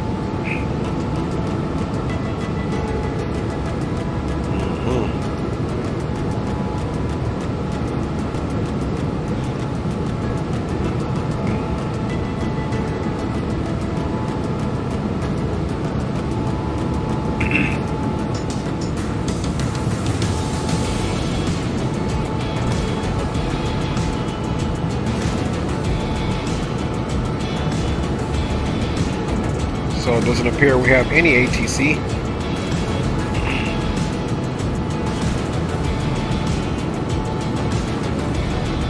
It's got roughly about 30 minutes to go, between 30 and 40 minutes. Flying time until we are wheels down, pulling up to gate Alpha 8 X-ray.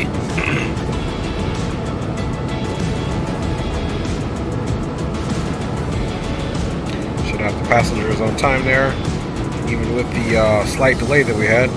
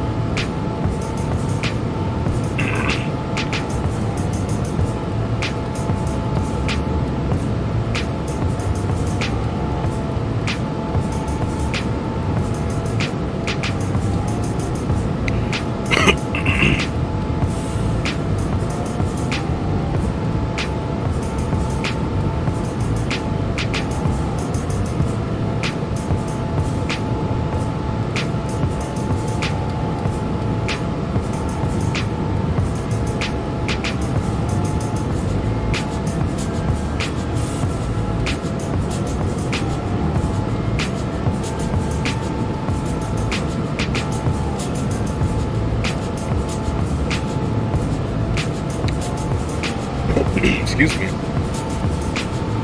Let's see here. Let us go to,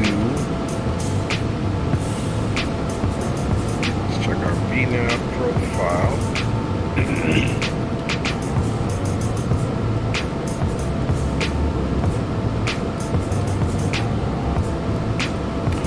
Okay, ILS 110.15 with a 183 heading. Let's double check that. 183, 110.15.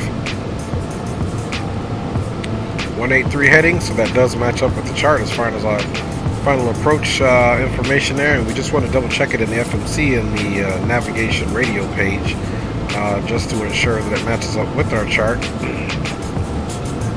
We also have our ILS decision height already put in to our primary flight display, so that we're aware of our minimum safe altitude to decide whether we're going to continue the landing or not.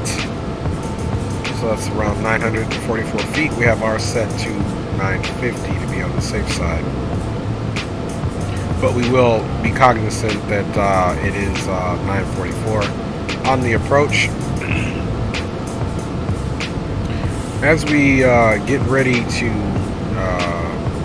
make our descent here shortly in 86 nautical miles, we will observe that Ponzi and Nitrous have limitations of must be above flight level 270 here, which is 27,000 feet, 24,000 feet at 270 knots.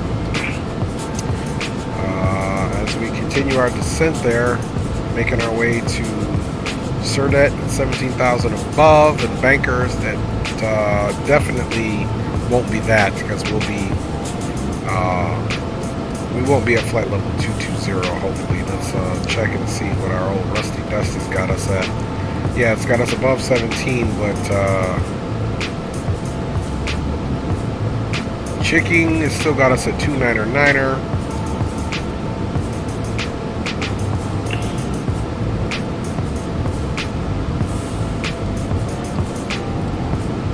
Make sure Delix is where it's supposed to be. 12,000 at 250. So we'll trust in the onboard computer there. That continues on to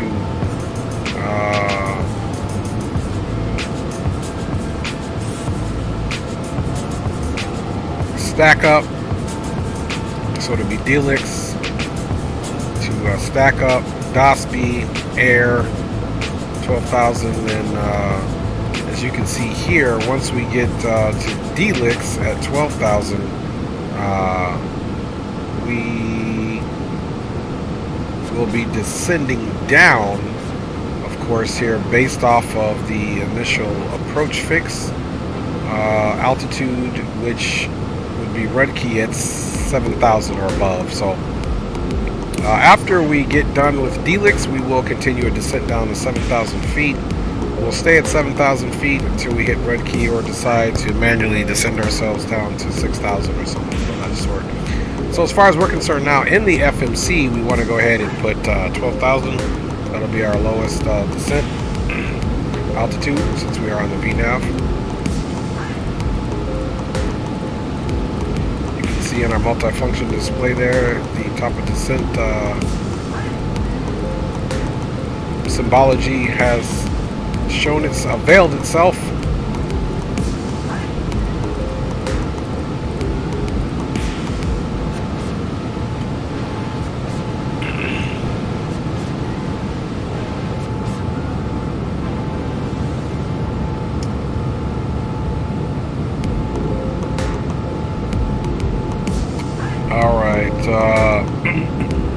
Aviation says I would eat 5,000 chicken wings and 300 chicken legs. You ain't lying.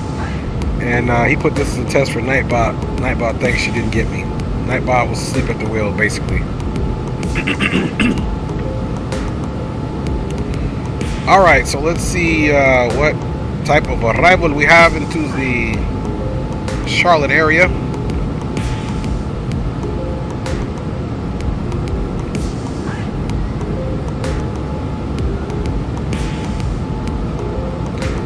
Appreciate you guys hanging out. Felt some kind of way after doing my American Truck Simulator stream today, so this was Had I started this earlier too, we were going to continue service on to St. Louis. However, if I do a flight tomorrow, I may switch over to a Boeing 737 and fly that out of St. Louis and see what else we do. We'll fly it into Lambert Field.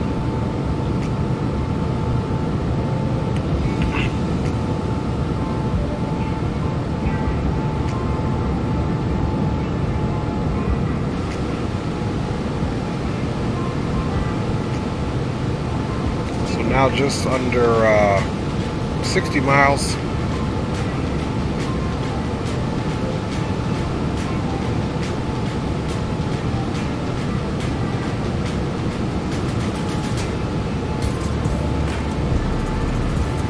Let's go ahead and get ready to put our altimeter in. Altimeter preset is 3004.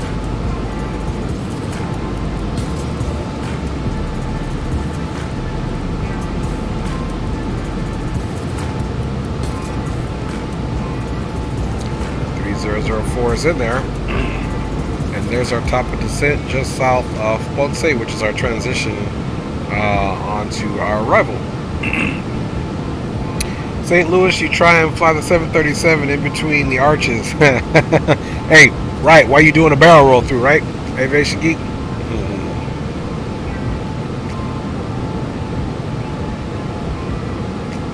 Okay guys, we are arriving on the Banker 2.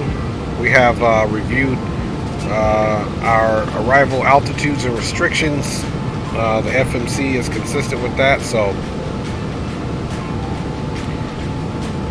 let's get prepared for our arrival into Charlotte Douglas.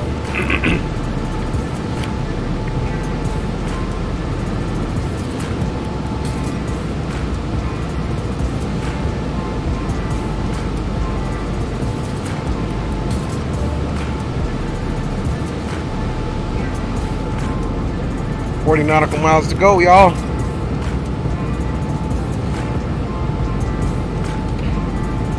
Yep, barrel roll, he says. Yeah, guys, and we're touching down on runway 18 right. And then we will most certainly taxi into the airport. Let's take a look at the length of that, the width of that runway.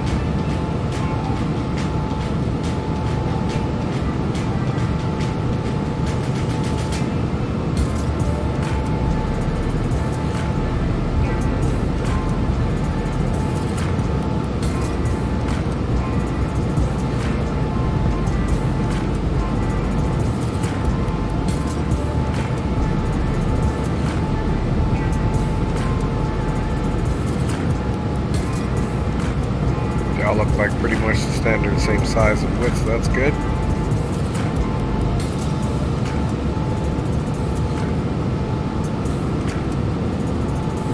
Touchdown zone is 744, so 900 above that would be around 1,600 and pushing almost 1,700 feet there.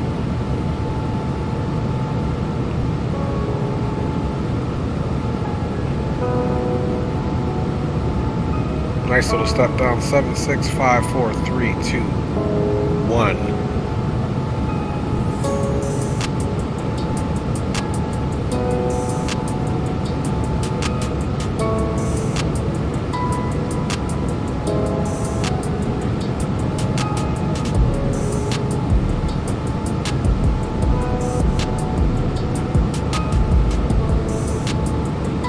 Okay, missed approach, climb to 12,000, then climb your right turn to 4,000 outbound to the Charlotte VOR on radio 250 to the Stall intersection, which is 13 nautical miles from the Charlotte VOR and hold. So Stall intersection off of the radio 250 is where we're hold. You can see that here, it's right turns.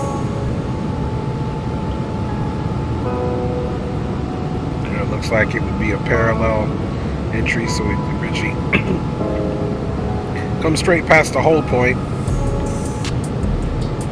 Right turn back to a heading of 70 and then do 1 minute right turns. So this would be a parallel. So you come in essentially and just turn it right back around.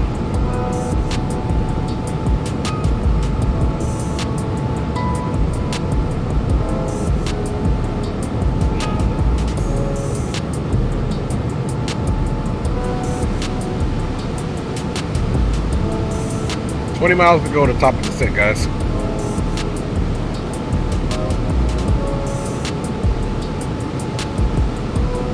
$19 now to be exact.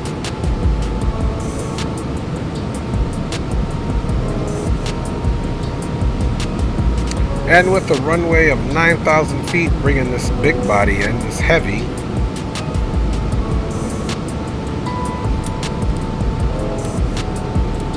Going to be doing auto brake 3, which should be more than sufficient.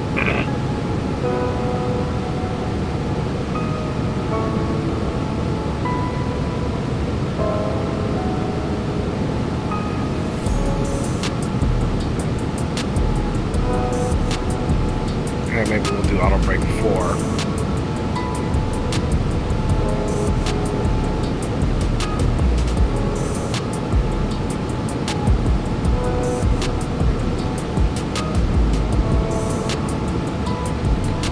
Brake is armed.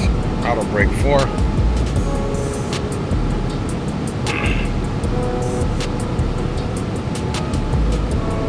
T-gas is clear. Nothing impeding the way of our descent here, guys. Let's go through the checklist here really quick. Nav radio page, we already set that up. We reviewed it. OR ADF switches are set. Radio barrel minimums are definitely set. VREF speeds, we will select those now. We are, because there's no difference on our weight, it's pretty light for this bird. We're going to be at 140. Gives us a final approach speed of 145 unless we do get some winds. Auto brakes or seat belts are on. And that completes the descent procedure checklist there.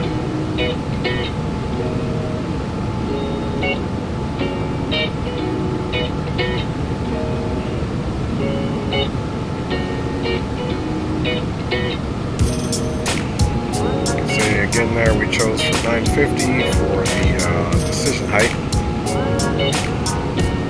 And we are continue our way in. We'll remember to stop the clock once we get there.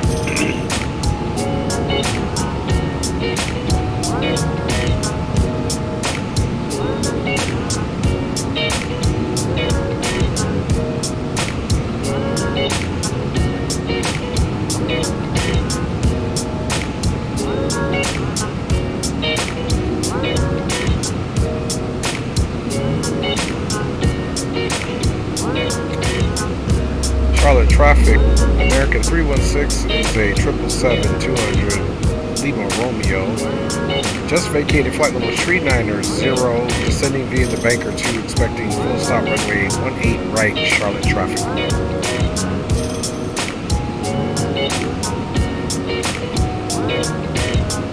Okay guys, we have started our initial descent. What speeds here we got an FMC. She wants to come down to Mach 0.725, then maintain 270 for our descent, which seems about right. So right now she's descending based off of a Mach number, which would be should be 0.725. Then we'll pick up speeds eventually to 270 indicated.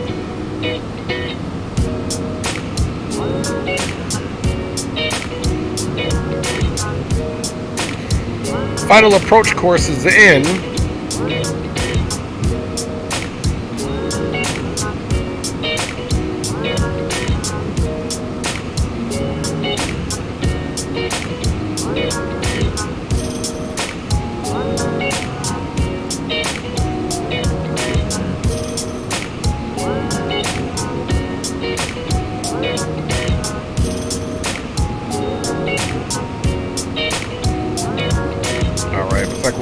Turn to about 38. Just want to keep that heading as close to our direction as possible.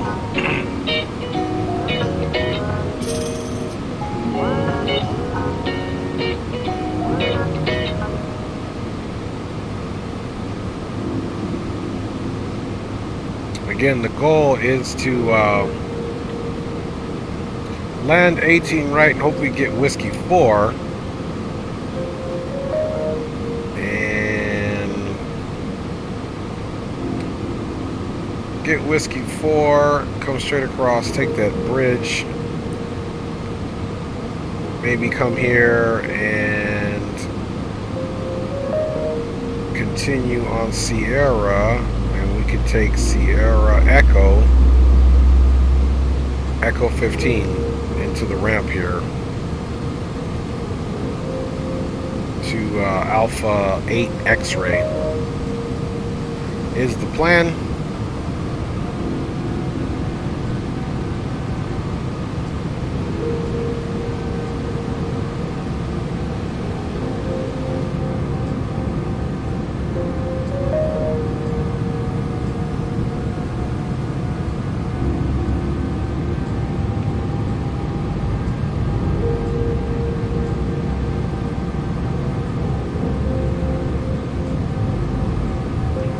Charlotte to, he says Charlotte to Ted Stevens in Anchorage next.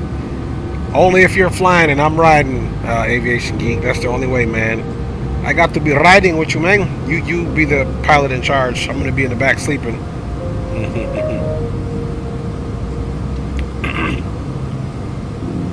And if you're the pilot, Aviation Geek, we can go ahead and take a Cessna 172. Even a Piper Cub if you want. Even better. That way we can land wherever. Look at that condensation spitting through the engine. Let's see what we got on the backside of that. You can see it spitting out that condensation right there.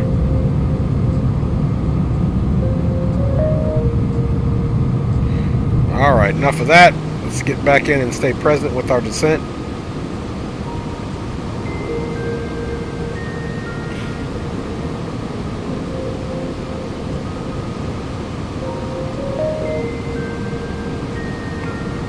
And this will slowly creep up. You see right now, again, it's monitoring. We were supposed to be at 0.72 Mach for a certain part of our descent. Then it's going to go indicated.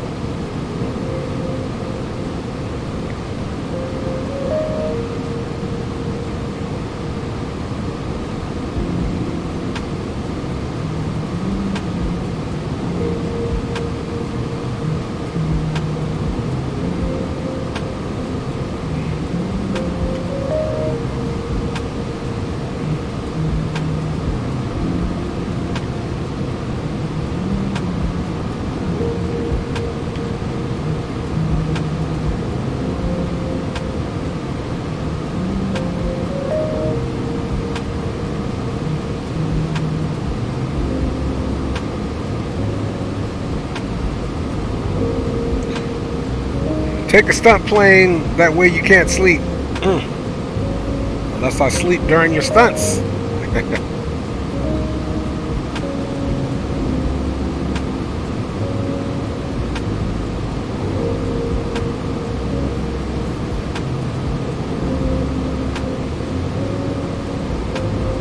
Okay, so we're hour 12 minutes into the flight.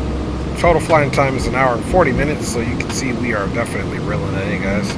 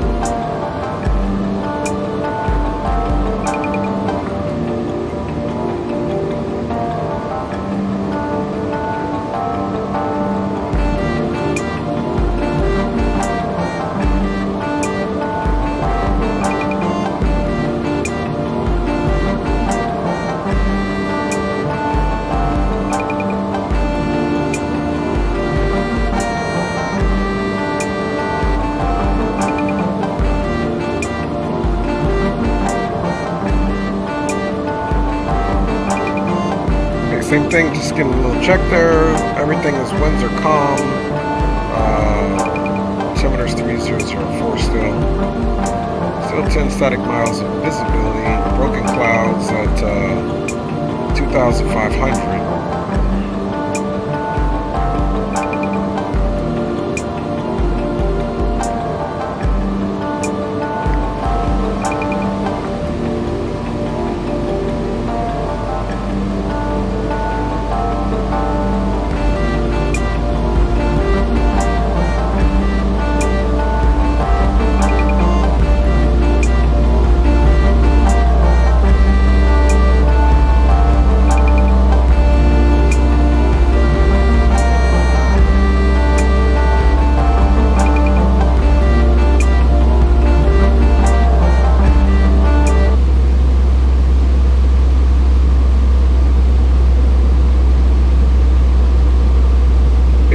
Off.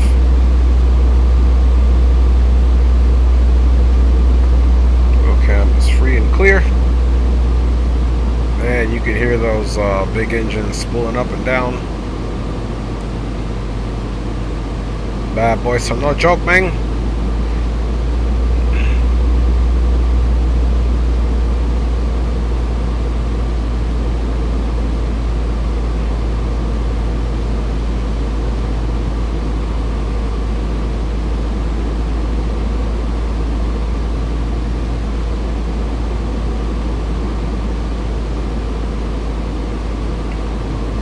GE90 engine, yes sir. Gotta love them.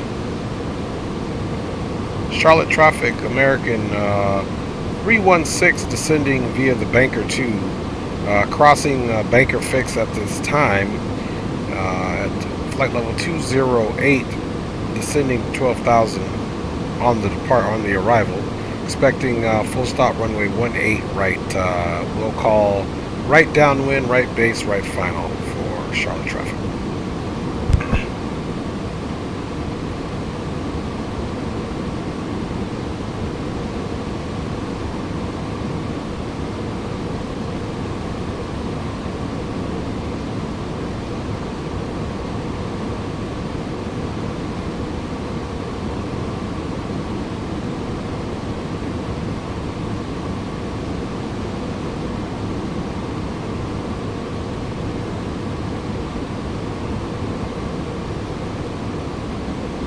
Close enough. That's one of those you drag. It's kind of hard to get it exact, if you know what I mean, mate.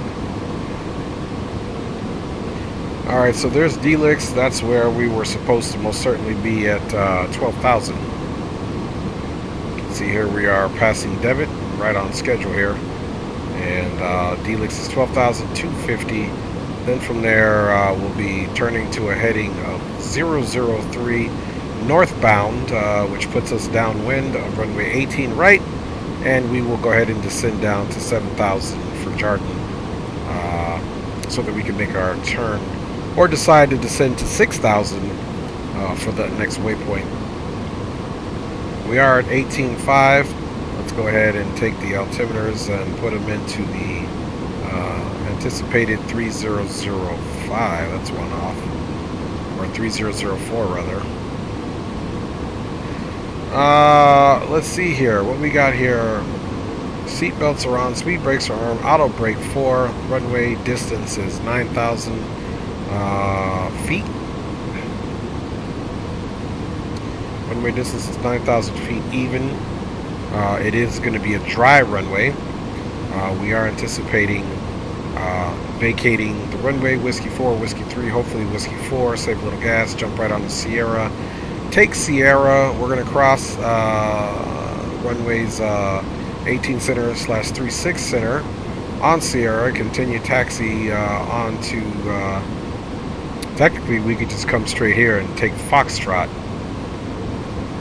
if we really wanted to into the ramp. So we could taxi Sierra Foxtrot if we make the bridge. Just take Sierra, pick up Foxtrot, and then just bring that straight in on the ramp. Otherwise, we'll just take Echo and get off Echo 15. We'll see how that goes. Radio navigation page has already been confirmed. We are now going to get our heading set up for a turn to 003. You can see it's going to parallel that, so we should be right on there. And the bird is slowing herself down to meet the adequate speeds on the arrival. 10,000, we'll get our landing lights on, and passengers will be briefed. Again, confirming final landing speeds, guys. The initial ref is a landing speed VREF of 140. We're planning for flaps 25, as you can see here, which gives us a final approach speed of 145 knots. There's our 9,000 feet runway here.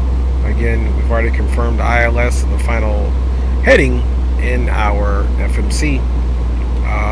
So our continued checks are being fulfilled here.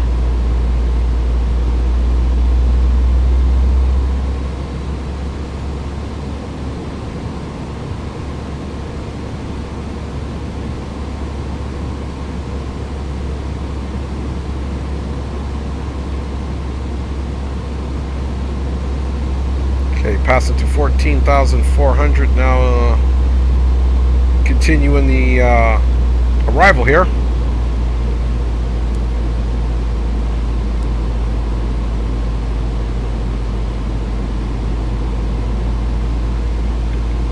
And you can see Jordan is just short of Rudy, so we might even be able to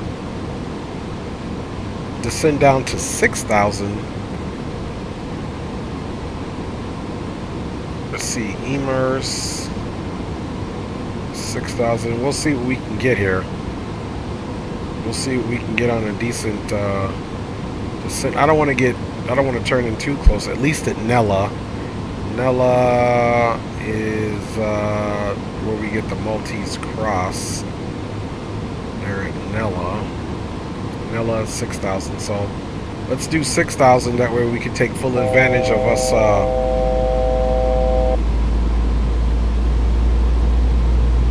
Take advantage of us, at least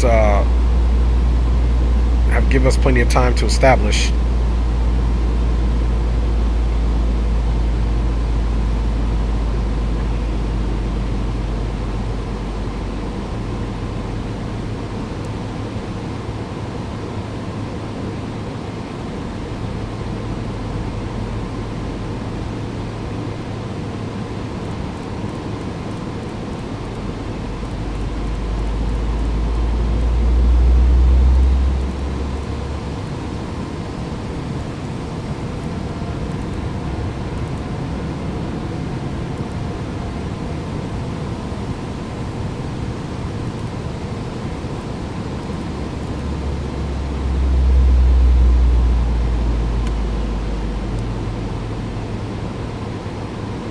Okay, so I like that. There's Nella. Even if we bring it up a little bit, that'll give us 6,000, because that's also considering a turn. We're getting ready to call right downwind.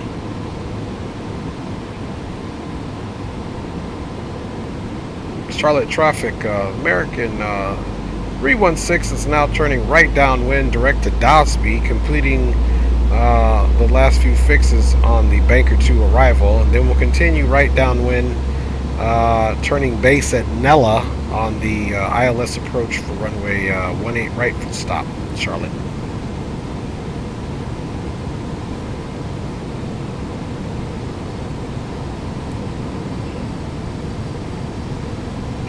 So we'll continue the approach here.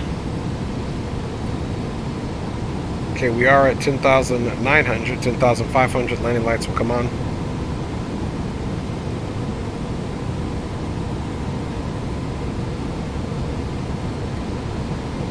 AvGeek says those 777 Classics were powered by 77,200 to 98,000 was that foot-pounds there of pounds of thrust.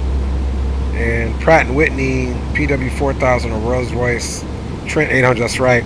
The 777-200LR uses GE90. We have begun our final descent Man, into aviation Charlotte. geek is the Flight man. attendants will be passing through the cabin to collect any Yes, sir. trash one final Okay, you hear time. the lady. Please ensure tray tables are stored And the lights and coming in on. a full upright position. Please also store any carry-on items either in the seat back pocket or under the seat in front of you. Please complete all Wi-Fi related tasks and stow any larger electronics.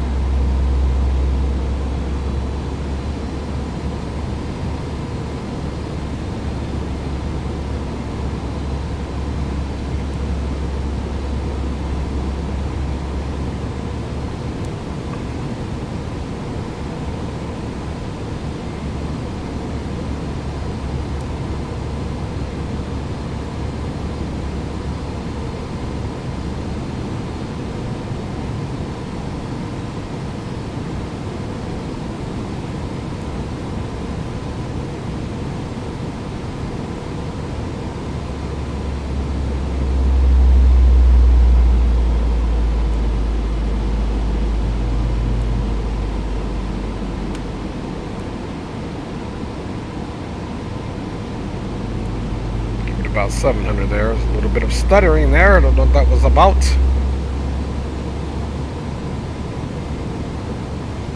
Okay, there's the field there. You can clearly see 18 right.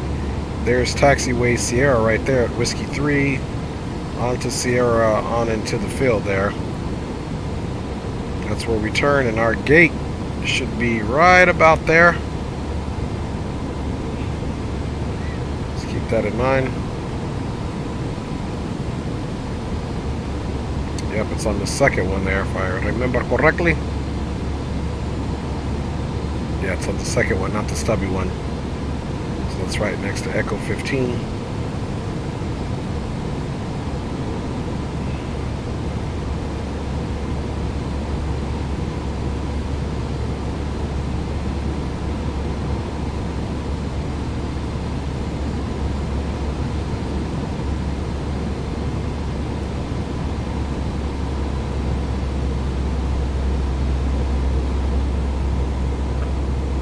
What kind of coffee do they serve on an airplane? Ah ha ha, plain coffee. It doesn't have any flavor, but it's on the plane like a plane. That's pretty funny, man. Alright guys, total flying time is supposed to be 1 hour and 40. We are going to be 12 minutes shy of that right now. Let's see if we can get these passengers on time with the correct flying time at least. Terrain is not an issue. We do have good visibility.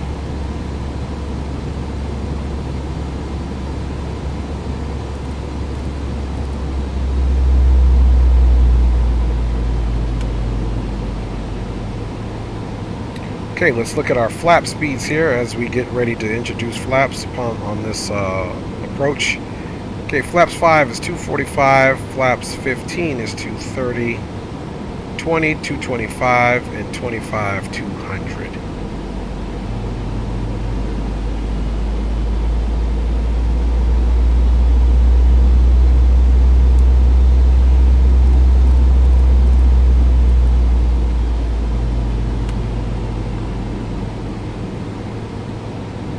Step it down to 210.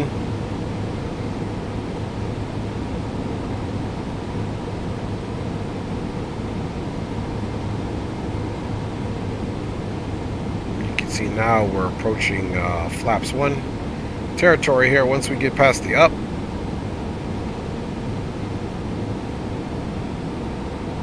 Okay, speed check flaps 1.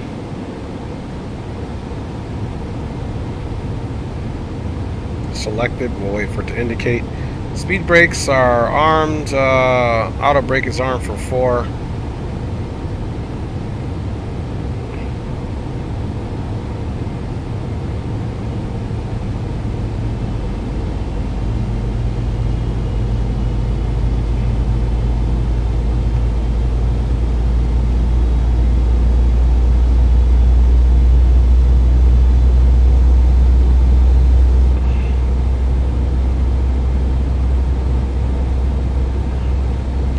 Going direct Nelly here shortly.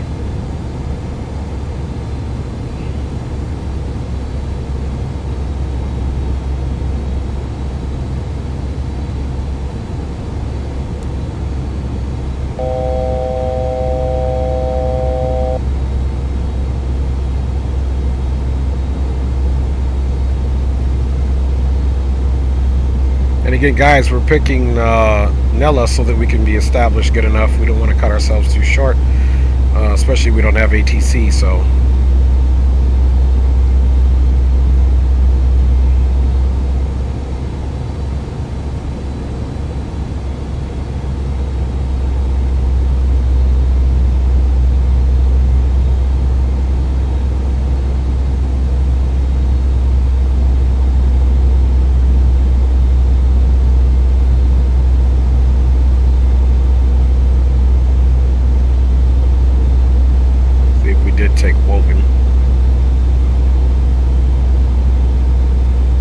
Technically, the Maltese Cross isn't till Oud.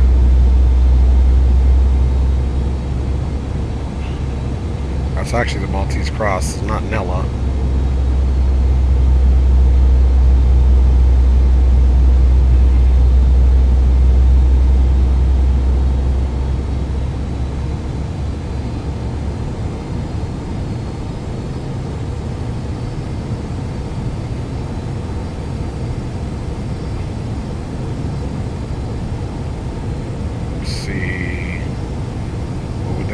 What is that? 5,000.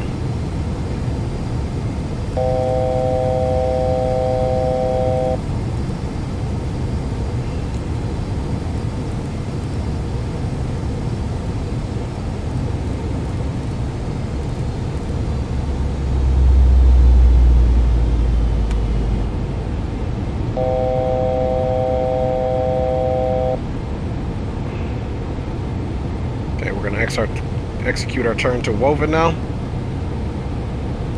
we're going to select our initial affix approach speed of 180.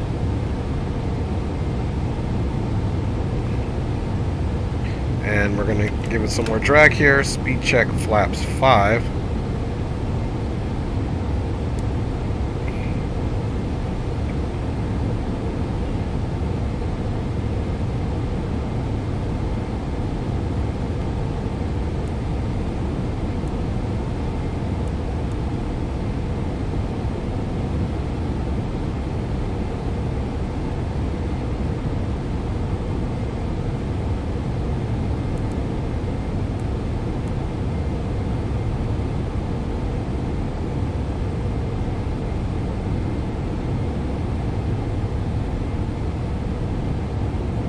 Okay, next speed for flaps 15 is 210, definitely below that.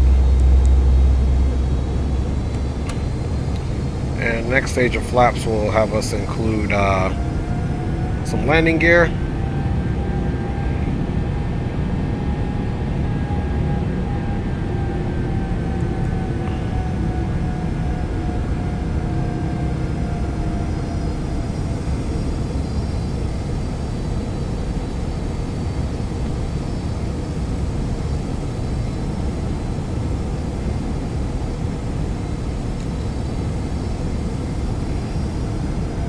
Get a little closer, we'll be able to pick up that localizer.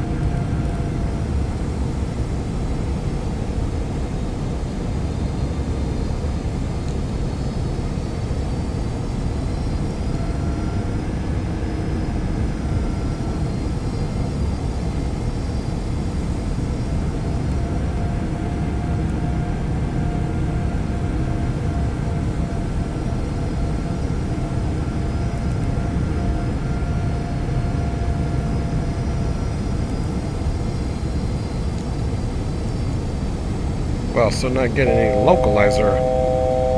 That is crazy, man. That's alright, we'll just wait. I know this one is a little bit more specific on the localizer.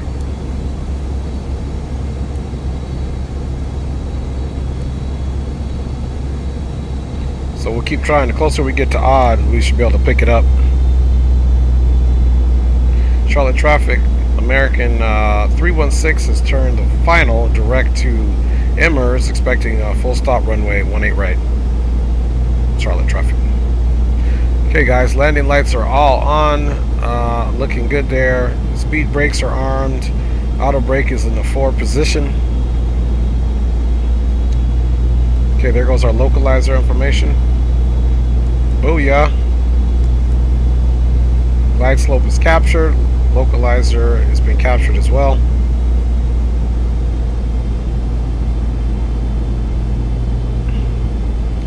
Get the landing gear coming out here shortly.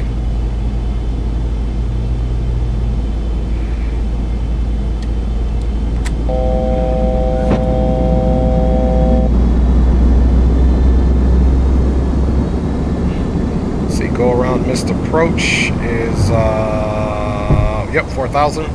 4,000's in there.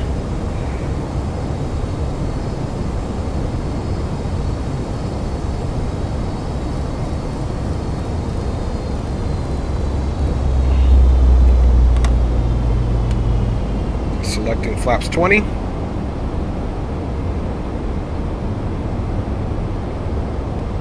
And finally flaps 25. Okay, gear is down and confirmed down, which means we have 3 green. Flaps is selected 25 and indicated 25. Final approach speed has been set for 145. And we have been cleared to land per ourselves.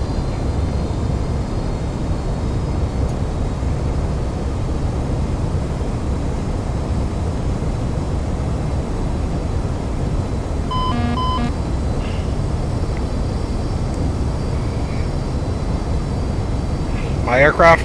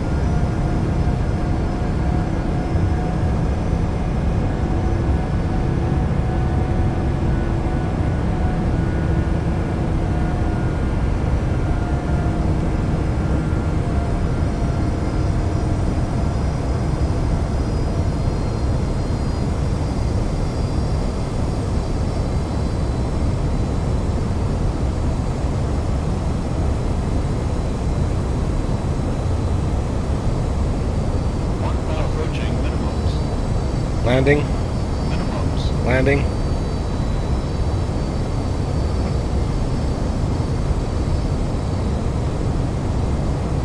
Charlotte traffic, American 316, short final, runway 18 right, full stop. Charlotte traffic. Okay, so approach speed is looking good.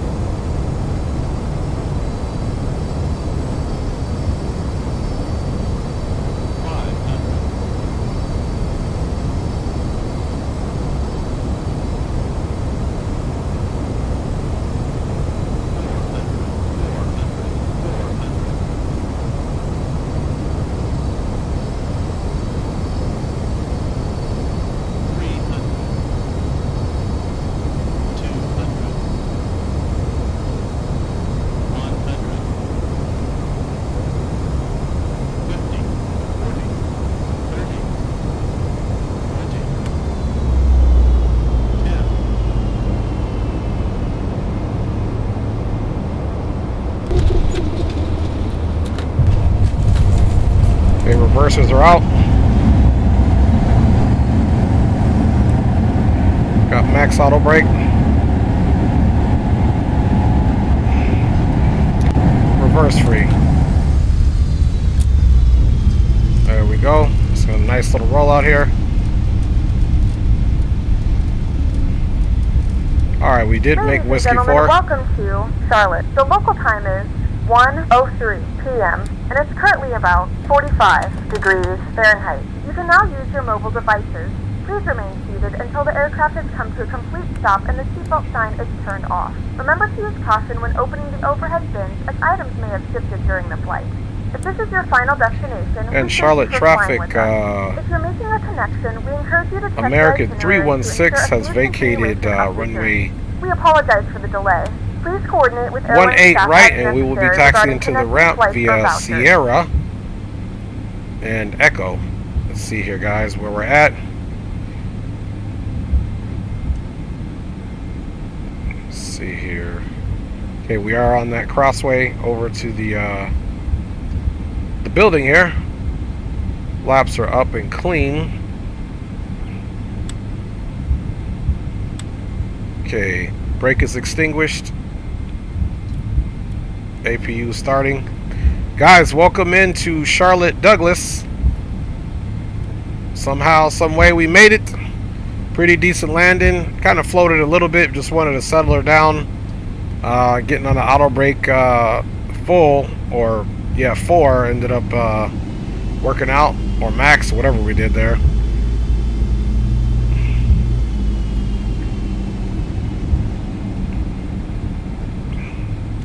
So welcome in, guys. Thanks for riding along. Spawning Salmon says that's a butter. Appreciate it. He said 81316 go around. Grease smoke activated. Yes, sir. Appreciate all the luck and all the love there, guys. Appreciate it for real. It was a nice little journey there.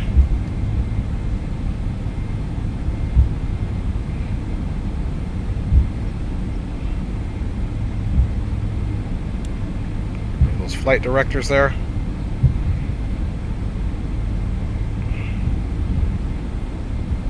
APU is up and running.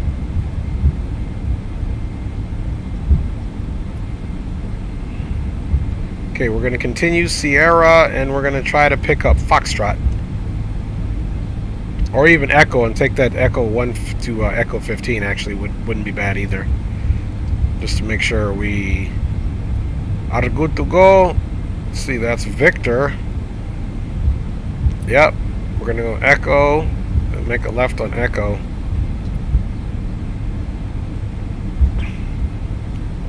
Charlotte traffic, American 316 will be crossing runway 36 center, continue taxi on Sierra, left on Echo.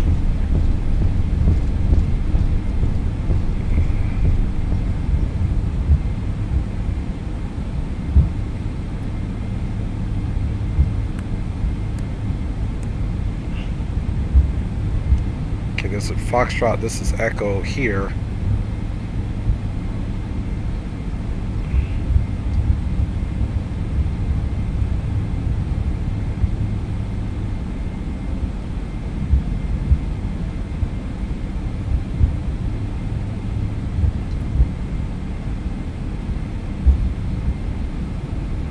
Then of course we're going to look for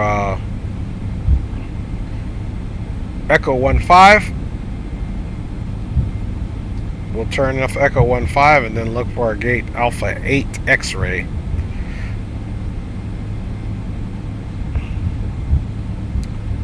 Okay, strobe is off, taxi is on. Seat belts back to auto there. APU generator is on, APU is running, so we'll be able to easily disconnect.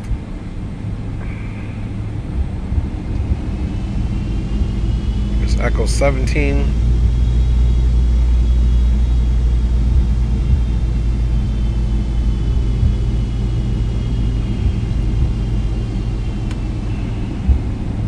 So we'll get a couple replays and call it a day, guys.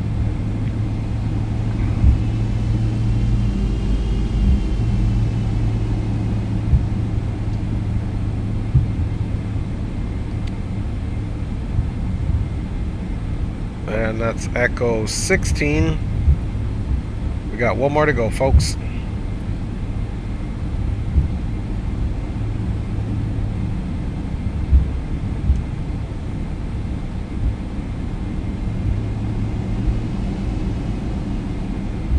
I ought to fly this thing more often so I know to make sure I load it up correctly, man. We didn't have that snafu at the beginning, yo. Okay, this is our turn here, and then we are going to be looking for Alpha 8 X-ray.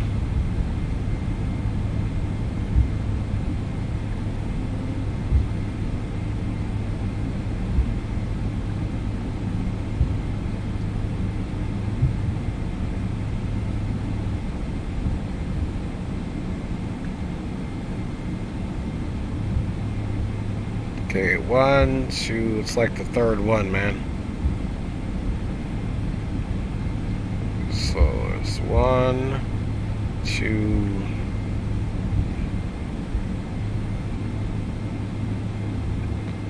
Honestly, this looks like the one to go to. Which is probably not it, but this is the one we're going to go to, guys.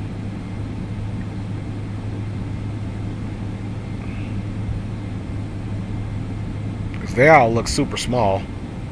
This one looks like, and I almost wonder if this was the Alpha 8.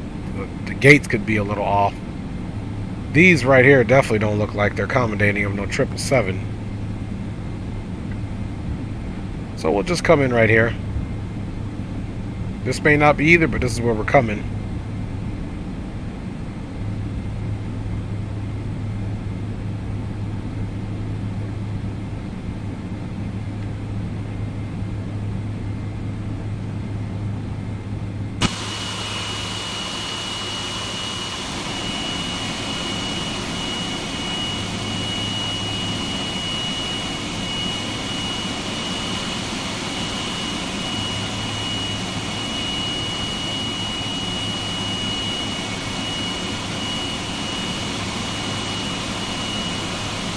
Alright guys, we have officially made it. We did forget to turn off those taxi lights, but it's not like we had a marshal anyway.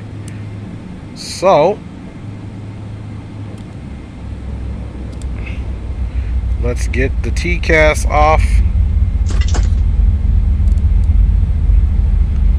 Power is switching over. We can also get that red beacon off, guys.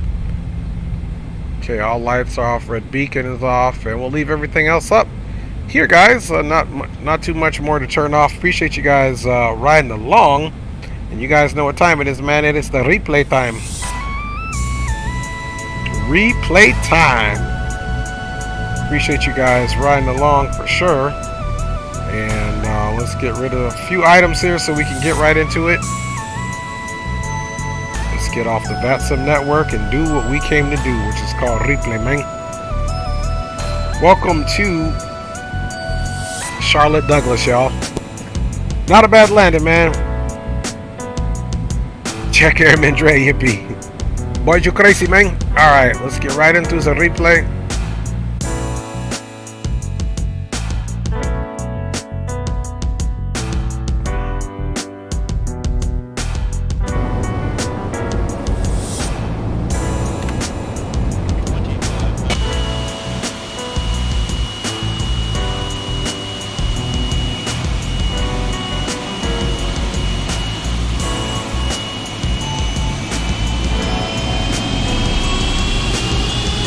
Not bad for an Army guy, Aviation Geek says. Hey, appreciate you, man. You know us Army boys do what we can do.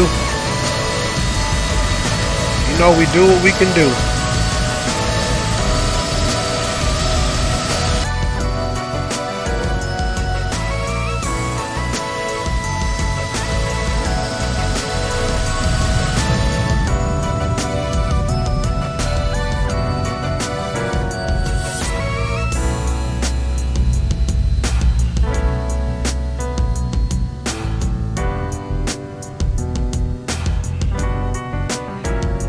So not a bad trip at all, guys.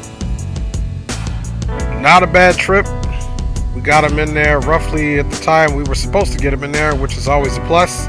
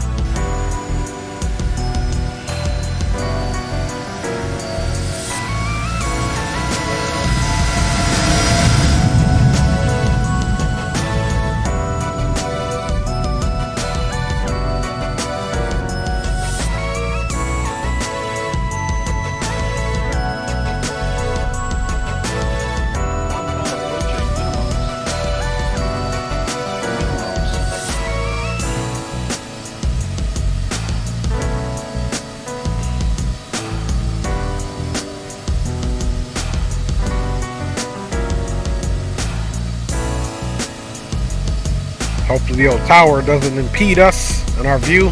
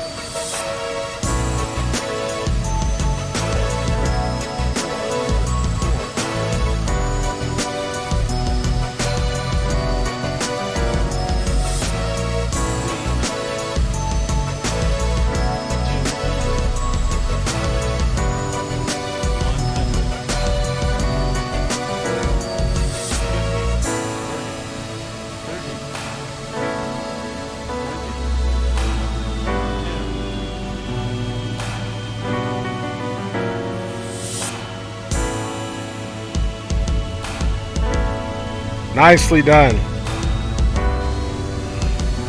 Pretty much center line too, folks.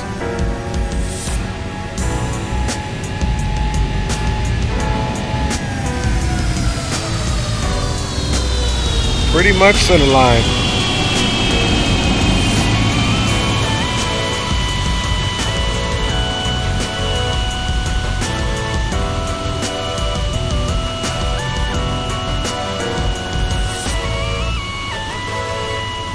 Let's run that one back.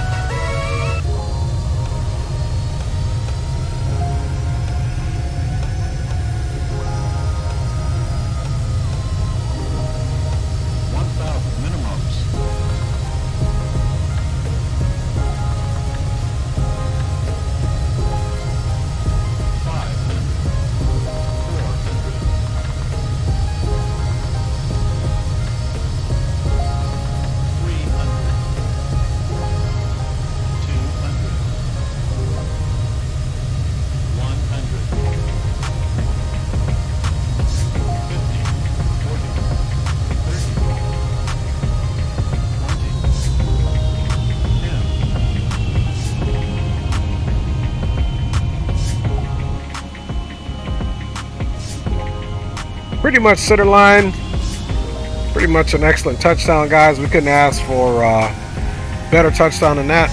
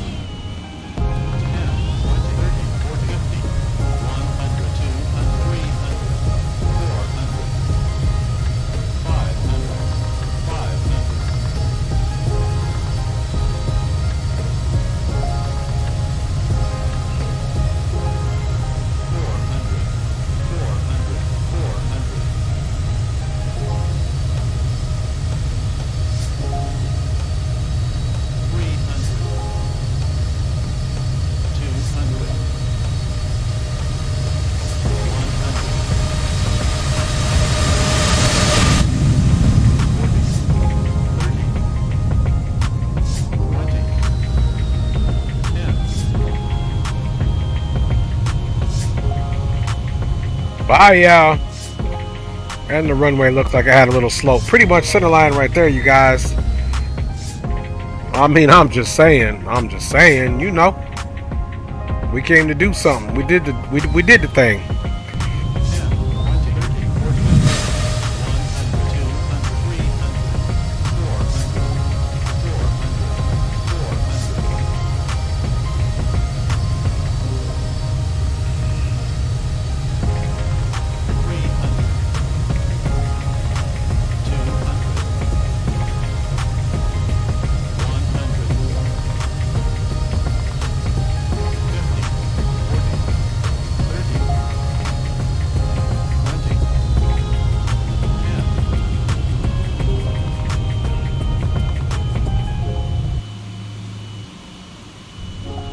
Bye, y'all.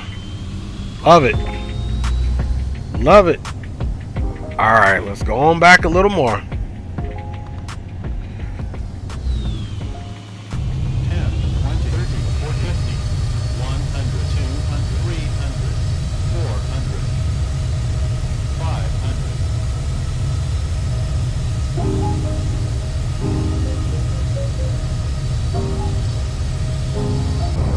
500. Alright, you guys know we're almost done here with these replays.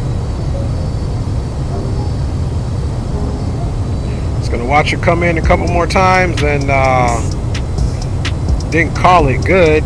Big up to my wife and kids. Of course, thank you to our Lord above. Appreciate everybody checking in. Valmix 210, Aviation Geek, Spawn and Samra, Carter, and Igor Aguilera, and of course Nightbot. Appreciate all you guys riding along, and if you're in the background watching it, thank you for watching it. And if you're watching it in the post, appreciate your viewership and your support. Definitely look forward to continuing to grow in the channel, guys. Up, up, and away we go, you know what I'm saying? We're going to do one more replay right after this, which of course will be the infamous behind the wing replay. You will get some heat blur from this aircraft, which makes the scenery look like it's blurry, but it's really not. It's literally just the heat off the engine. And Aviation Geek, I'll see you on the next one, man. Thanks for watching, man, and I hope you get some rest, big dog. Rest those eyes, man. Rest that mind. Quiet it down, dog. And tomorrow's a new day. For sure, for sure.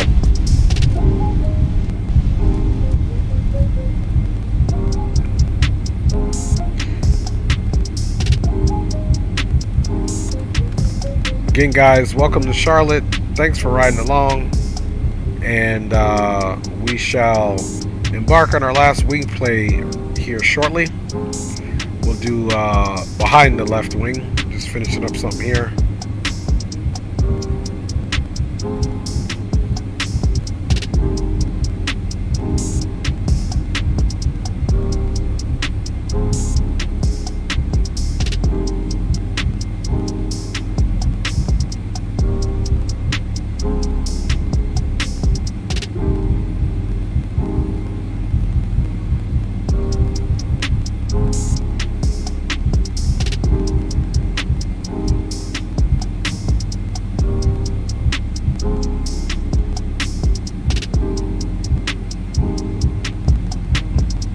Alright, let's get this last wing replay done and call it good, guys.